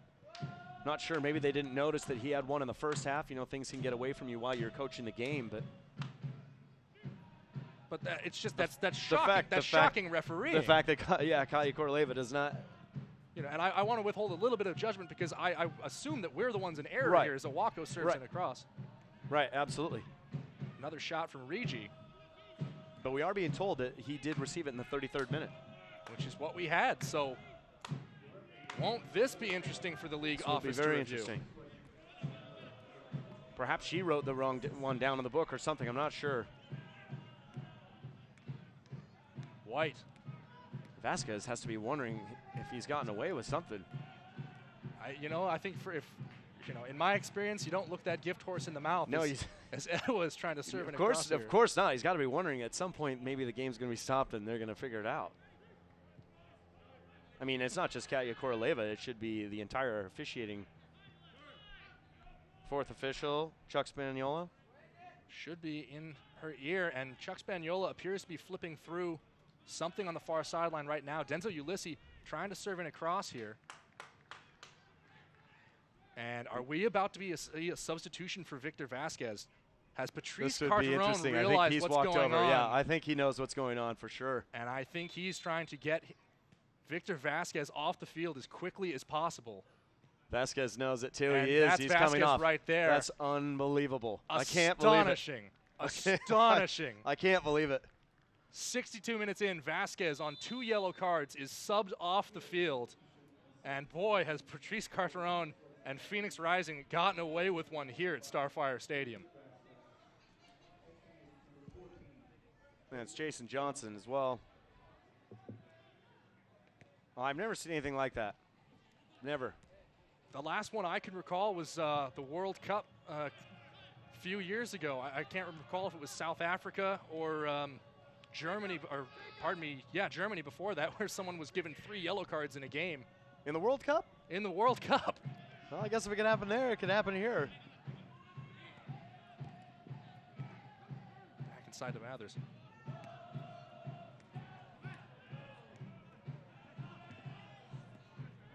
Now we're being Okay, so told Vasquez wasn't the first player booked, but for whatever reason, the official USL stats site did record him as the man booked. Like I said, I have to assume the error lies with us, because it's just astonishing that that could happen in the modern day of the game. So we apologize for incorrectly awarding that earlier yellow card to Victor Vasquez. We will try to get that sorted out for you. We're being told that it was Gladson Owako rather than Victor Vasquez who was the man cautioned in the first half. And now that I think back on it, there were kind of a couple players crossing over, so maybe Vasquez. Perhaps that is the case. Right in front there. It would be a big deal to have that happen, but nonetheless, Carterone must have had the same thought though in his mind, because he did sub Vasquez immediately, yeah, and put on a forward as well. Yeah, so Jason Johnson is in, and as I mentioned, last time he faced S2, scored 2 goals last year in early April 2016 for San Antonio FC. Well, yeah, something will have to be sorted out at the end after this game, Andrew, because by my notes, it should be 10 men now at this point. And it might be all the same. And there it is. It's extraordinary. Really is. S2, it's just unlucky. Jordy DeLem already has a yellow card. Has just been awarded a straight red. And to be fair, I think we'll have to take another look at it. Looks like he came straight through with his foot up. It certainly did. And DeLem not doing too much to plead his case. Take another look at it here. Yeah, it's pretty obvious. And it's just a moment of maybe frustration from DeLem, but yeah, no question. Now S2 will go down to 10 men. I can't believe it, Andrew. I'm trying to get myself sorted here, because I've just so much we've seen in the last few minutes. Well, there's no question, Jordy DeLem, it's a red card. It's unfortunate, and Dia may not even be able to finish this game. Amadou Dia got chopped down by Jordy DeLem there. Gonna try to carry on here. 5 minutes past the hour marker as DeLem is sent off. Applauds the fans who are chanting for him. And again, just that moment of frustration.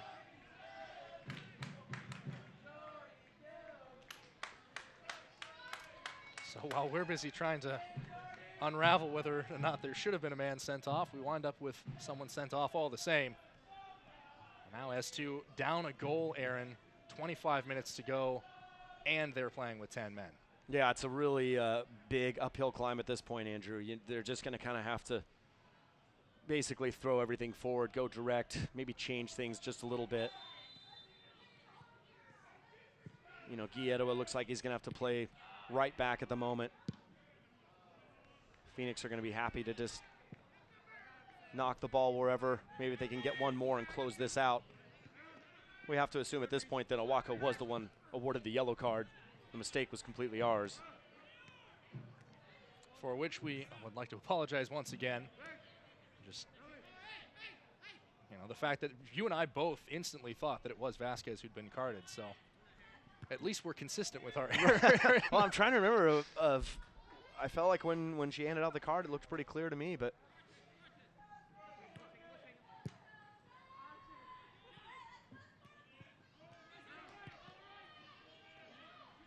brought down by Ulysses. And one away. Poked back out wide. Here comes Phoenix Rising, trying to arrive in support. Ulysses tangles up his man in the far corner, comes away with the ball. Leaves it in space, though, turned over to Hamilton. Hamilton back out wide. This is Owako chipping inside. Cortez can't get it past Rogers. Ulysses trying to get the ball clear. Brought down by Johnson. Johnson trying to tee up for a shot. Back inside for Owako. Rodriguez L gets it away. Now Johnson just trying to turn it back on that left foot of his. Another big win into space from Kavan Lambert. Chop back to Rigi. Rigi to the byline. Cut back cross into space. Jason Johnson left foot. Shots deflected. It's nicely stopped there by Rodriguez L. Johnson. Back down to Wakasa. Rigi. Cody Wakasa.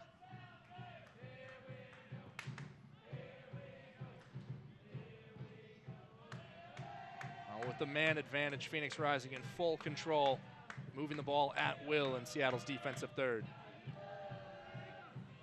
Yeah, it's almost a case of when S2, like I said, when they get the ball, maybe just throw. Obviously, Chenkum will be up there, put Guillermo, just use their space to try and get in behind Phoenix's back line. One player in support and just let everybody else sit, or Henry Wingo, one of those guys. But to continue to try and move it around and pass around, I'm just not sure that's working for S2 at the moment. There's a little disadvantage at Starfire. It's just a little bit smaller field. Mathers held up in space. Hamilton comes away with the ball. Owako. Johnson back for Owako. Ahead, tried to go back to Hamilton. One away. Wingo. Wingo brought down by Lambert. That'll be a free kick. That's well done by Wingo. That's exactly what they need. It's going to have to be some individual efforts here, especially on the attack. Take players on. Here he is again. This is the perfect man to do it. Just gets in front of Lambert, uses his body, draws a foul. S2 can maybe pull something back. Phoenix, meantime, 20 minutes to go. Just want to play things calm, continue to control the defense. You can see Jordan Stewart talking to his players, organizing things, demanding. Good leadership from the captain.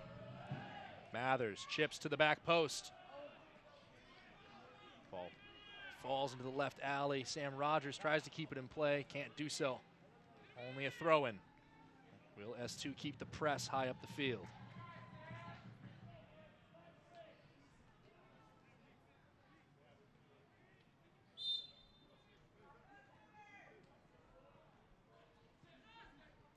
Thrown in, poked away by White. Shankum.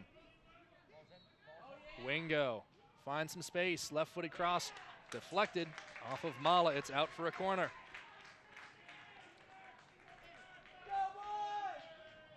Everyone going forward, only Denzo Ulyssi back at midfield to stop the counter from Alessandro Rigi. Mathers from the near side. Long ball to the back post, headed away from goal. Jason Johnson's going to turn into space, and Henry Wingo trying to track him down. Big touches in space by Johnson. Johnson coming all the way to the other end. Miller's off his line. Johnson shoots, and Miller saves it. It'll go out for a goal kick, but S2 handles the counter. Oh, it looks like it's going to be a corner kick, actually. Yeah, pardon me, I misspoke, Aaron. You're right. That's great work from Jason Johnson, though. Picks that up, is able to, with the ball, fend Henry Wingo off, gets his shot away. Miller does a nice job of closing that out. Excellent work from Johnson.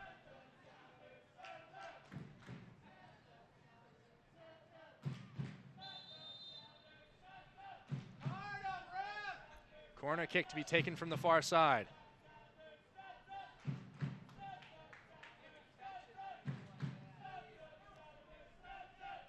Alessandro Rigi certainly taking his time, waiting for Katja Koroleva to blow the whistle. There it is. Rigi spinning toward net, falls in front inside the 6. Harry Shipp has time and space to turn. He'll go into space for Guy Edewa. Felix Chankum moving into the middle. Edewa closed down here by Owako. Edewa chips back to the left side for Steve White. White trying to bring this ball to his right foot, lifted into space. Whistle goes. White's going to win a free kick just outside the 18. And as S2 tees up for that, Aaron, we've had another tremendous development. We have a screen cap here that shows Katja Koroleva showing a yellow card to Victor Vasquez in the 33rd minute. That makes me feel better. I'm not, we're not crazy. So certainly S2 have a complaint here, no doubt. I don't know, to be honest, I don't know what the procedure would be to pursue after the game. I'm not, I know you can't if it's a goal, there's nothing you can do, but as we see Azriel Gonzalez come on for White. Mathers to tee up for a free kick. Mathers going for goal. Saved by Cohen on the bounce. Again, nicely done by Mathers. Gets around the wall, but Cohen sees it all the way. That's a not easy thing to just collect that. Catches it first time. Mathers again around the wall, but Cohen sees it coming all the way. Long ball, guess who? Alessandro Rigi coming the other way. Pardon the interruption there, Aaron. And Miller going to let that go out of play for a goal kick. And pardon me, it's taken a deflection. They're saying it came off a defender. So Phoenix Rising will take another corner. Rigi will take his time to go out there. We enter the 74th minute. And Aaron, this revelation about the double yellow for Vasquez, this is incredible stuff as Rigi gets set to send this in. Ball in from Rigi. It's a good one. Headed toward goal. That came off the post, it looked like. Osriel Gonzalez volleys it clear. Felix Chankum trying to hold up in space against Mala. Tried to get it down for Harry Shipp, but it's turned over to Johnson. And now we have a player down in the box holding his face. That is Chris Cortez. Katya Koroleva going to immediately wave the trainer on. Yeah, Cortez is caught, and there's Johnson's talking to L. S2 just need to calm themselves down a little bit here. I think that shot actually hit off Azriel Gonzalez. But going back to the earlier thing that we're struggling to get out of our heads, Andrew, as we see some pushing and shoving in here between these guys, and L's involved. Things are really heating up. Aaron, you always try to avoid making comments about officiating and how it does or doesn't have an effect on a game, but we'll take another look at the collision here that sent Chris Cortez down. It's Rodrigue L. And oof. Yeah. Yeah. No denying that. Aaron, maybe that a case for another sending off. Well, certainly at least a caution. A case for a penalty kick. And it would be even more difficult if Jordy DeLems didn't deserve a red card or something like that. But that call was clear. But I mean, to have handed out 2 yellow cards to a player and have him on the field, and then to watch the team sub off that very player to keep 11 on is tough to swallow for an S2 team that's played so well in the first half. Well, this one we can confirm for you. Jason Johnson was just booked in the 75th minute. And Chris Cortez is also going to be subbed off here as he's escorted over the far sideline. You know, Johnson just trying to prove his point to Rodrigue L a little too much. He's replaced by Matt Watson, who checks in here in the 76th minute. Yeah, Matt Watson, another player with a lot of experience.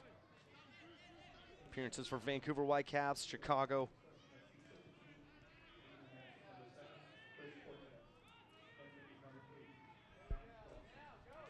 Well, and for Katya Koroleva, it's going to be probably a frustrating night for her as this ball falls back down. Rigi fights his way toward it. Ball comes out wide to Etowah. But certainly at some point between the final whistle and when she leaves the facility, she's probably going to realize that, to the best of our knowledge, Victor Vasquez was booked twice in this match and then subbed off. Ball ahead to Henry Wingo. Mala goes to ground there. Out for an S2 throw on the near side.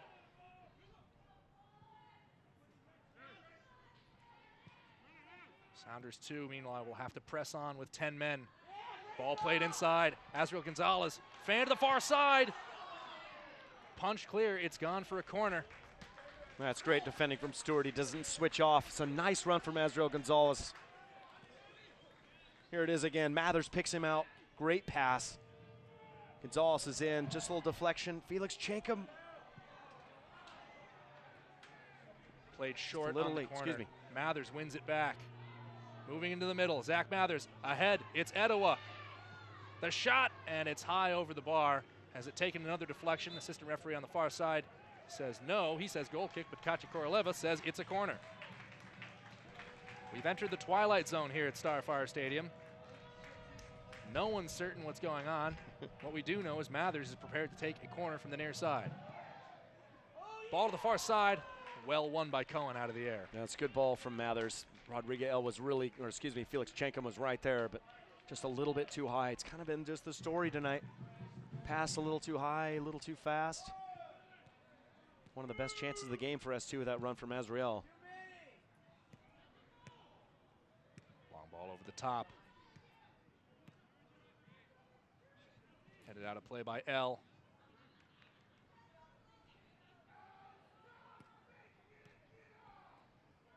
Well, S2 still with time to try and pull something back here. They've used all their substitutes. Young man Azriel Gonzalez playing left back at the moment.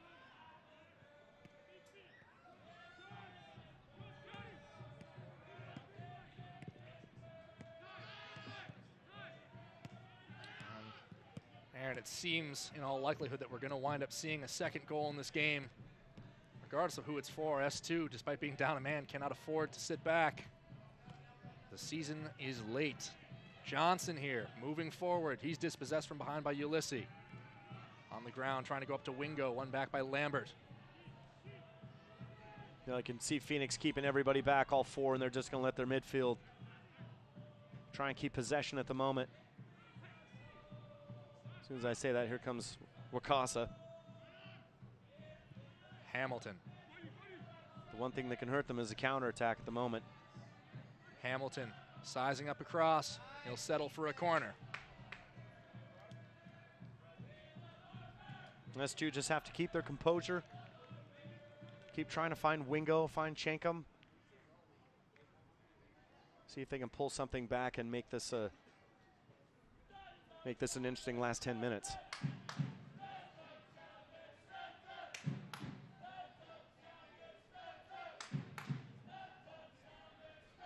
Regi to send in from the near side.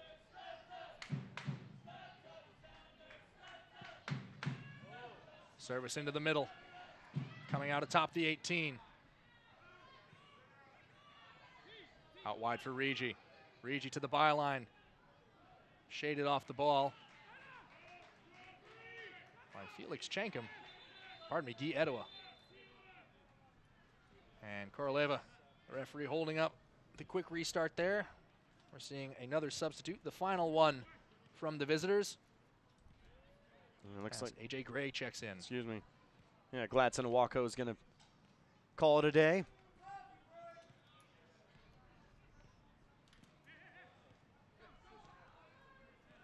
AJ Gray will join in there with Watson, Lambert, Hamilton in the midfield.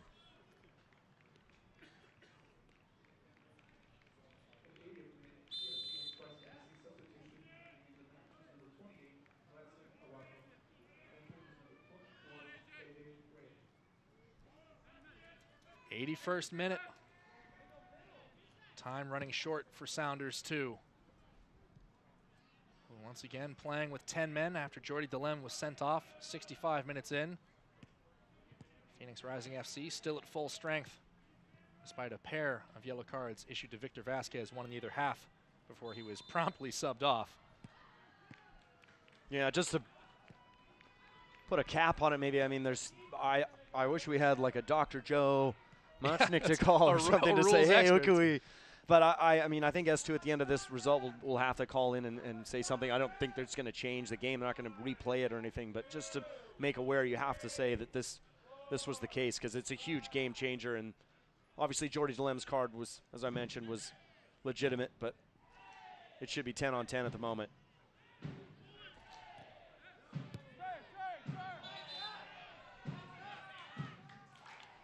So we're being told now that Victor Vasquez will be suspended for Phoenix Rising FC's next match on this road trip up in Cascadia. And the referee, Katya Koroleva, will also be issued a reprimand as well. And like you said, Aaron, it's one of those things where we hate to harp on it. We love to talk about the soccer, but when you have a moment like that the rules are clear and you know what should happen and then they don't, it can kind of take you away from the action a little bit. It's true. It's just something that's so abnormal, and it does have a massive I've ever flow seen it in my career. Massive flow on the game, and it's a tough one for S2. Unfortunately, they also have a card, so now they're the team that's down. It's been an incredible game like that. And for S2's part, you know, like you said at the time, no one was making any kind of visible, you know, hullabaloo about it. If Ezra Hendrickson had gotten in the area of Chuck Spagnola, there's a good chance that the refereeing crew would have checked their notebook. No, I don't think they know. Obviously, of course they don't. They have no one said a word. So it's one of those things. You're focused. Everyone's focused on what's going on with the team. They just might have missed the first card. Who knows? 7 minutes in stoppage now. S2 looking for an equalizer. Phoenix Rising FC looking to put this one to bed. Wingo turning into space. Back from Mathers. Square to Sam Rogers.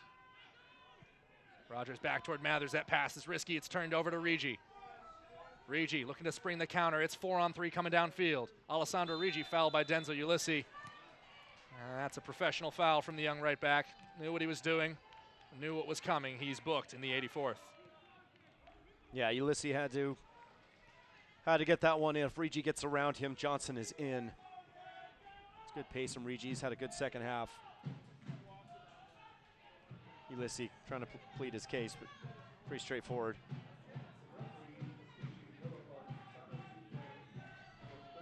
Watson's just going to take his time here.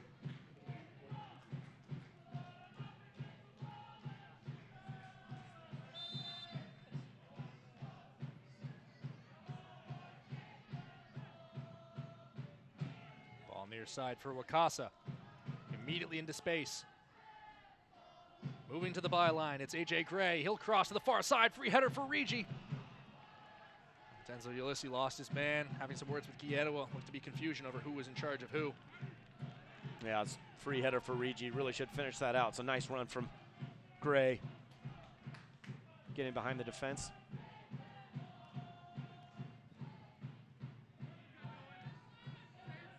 S2 just pushing everybody up. Azriel Gonzalez, outside back, still playing high. Ulysses on the right side, Azriel on the left. Wingo now has joined Chenkum up there. Harry Ships moved up with just one midfielder back, and this time it's Zach Mathers at the moment. Again, it's almost a case of this dangerous side-to-side stuff. It takes up a lot of time, and it's dangerous. Certainly one of those games, in my opinion, Andrew, where you got to just go forward. You just got to kind of put it in the corners. You have the speed in Etowah. You have the speed in Wingo. You have it in Chenkum, and let those guys try and run in behind.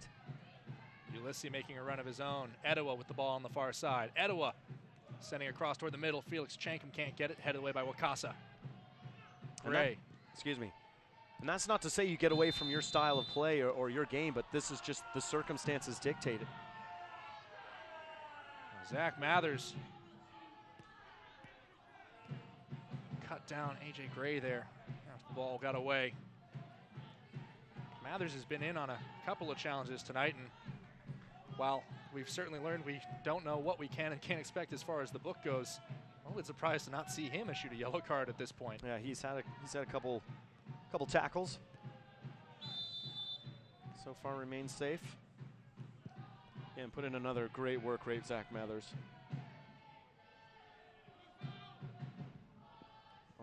Almost had a goal, if not for that great save from Josh Cohen in the first half.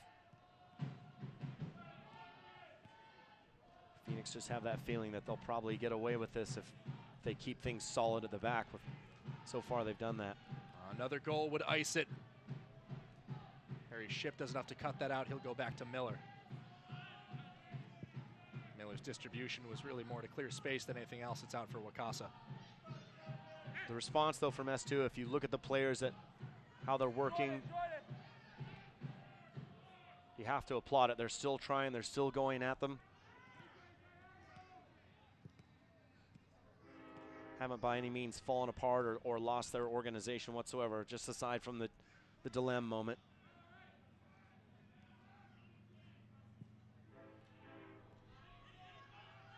No mystery to what the game plan for S2 is at this point. Felix Chenkum trying to size up those runs in behind. Service hasn't been able to get there. Well, I'm probably one of the last people that should be telling a forward what to do, but just take a look at this one might fall through. Chenkum gives chase, ties up with his defender, cleared away by Cohen all the same. Well, just take a look at that Tyler Miller long ball last time. You could see the back line dropping deep. S2 forwards just so far underneath, 5-6 yards. You're never going to win a ball like that. You got to play right on the edge at this point in time. I mean, there's just a few moments left. I think the train agrees. Headed down from Etowah, bound for the far touchline.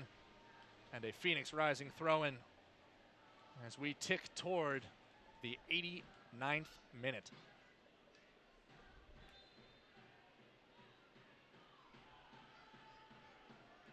Certainly no rush from Phoenix Rising to take this throw-in. They have the lead, they have control, they have the man advantage. And really,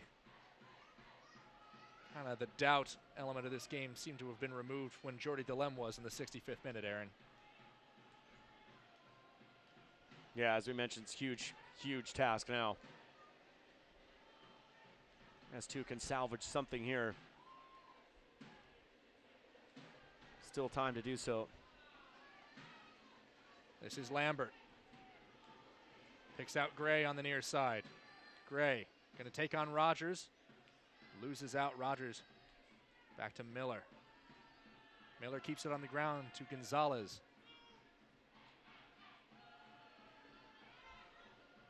Gonzalez going over the top. Shankum's first touch is kept in play. Lambert nearly puts that one on the roof. That was the right idea from Gonzalez, though. You could see Shankum backing into the center back, looking to spin. Gonzalez' pass just not accurate enough, but he got his head up and looked. Harry Shipp still showing signs of life out there for Sounders too. Wingo. Rodrigue L to the far side for Ulysses. Kept in play by Etowah. Going to go for the switch. No one there but Cody Wakasa.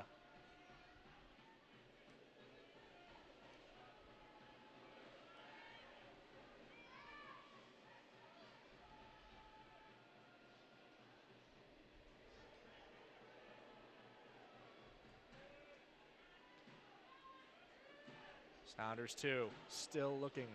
We're being told we can expect 4 minutes of added time. A heaved in throw-in. Initial header won by Amadou Dia. Flicked on by Rogers to the backside. Gonzalez shoots and misses just wide of the top left. The youngster nearly thought he had his first professional goal. It flashes wide. Nicely flicked on too by Sam Rogers, and yeah, Gonzalez was there. Got a hold of it with his left foot, but just over the bar. It's hard to say whether Cohen could have saved this or not if it had hit it hard enough towards that upper post, but just can't quite get it on target, get down and over it. Really close.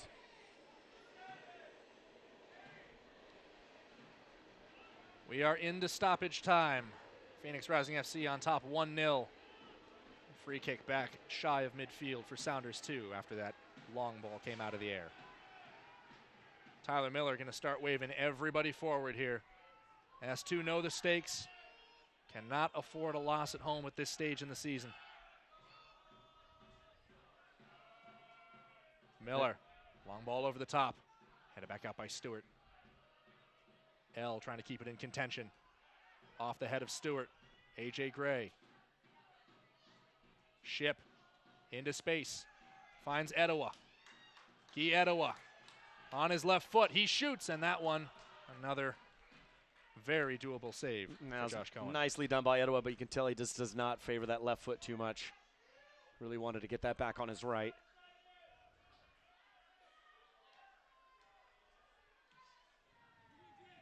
Dealt away by Cohen. Well, this, the last home game of the season for S2. After this, they have 3 road games left at Tulsa on October 7th, at Swope Park Rangers on the 11th, and at Oklahoma City Energy on the 15th. Well, yeah, and unfortunately, as we mentioned before, Andrew, this won't be enough to make the playoffs for S2. One more point just won't do it, and everybody in front of them either has 1 or 2 games on them. They do have that final game at Oklahoma City, as you said before, but they needed the 3 points tonight. The flag is up for offside on Jason Johnson.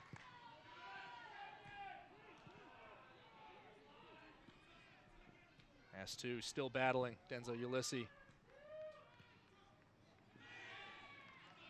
Goes down there, wins a throw-in the process, and now after a moment's consultation, Throw-in will go the other way for Phoenix Rising, and it's just kind of been that sort of night, hasn't it, Aaron? Yeah. It's been an interesting one for sure, and I shouldn't say they're completely out of it, but they need everybody in front of them to lose the rest of their game, so I'll put it like that. Nearly at the end of the 3rd minute of the scheduled 4 added. Rodriguez L heads that ball forward. Regi hands it back in. And to borrow a boxing term, Phoenix Rising can just get on their bicycle and get out of here with 3 points. Mala's going to send that far to the corner. The final minute, S2 trail by a goal. Is there one more moment of magic? Mala heads the ball back across midfield.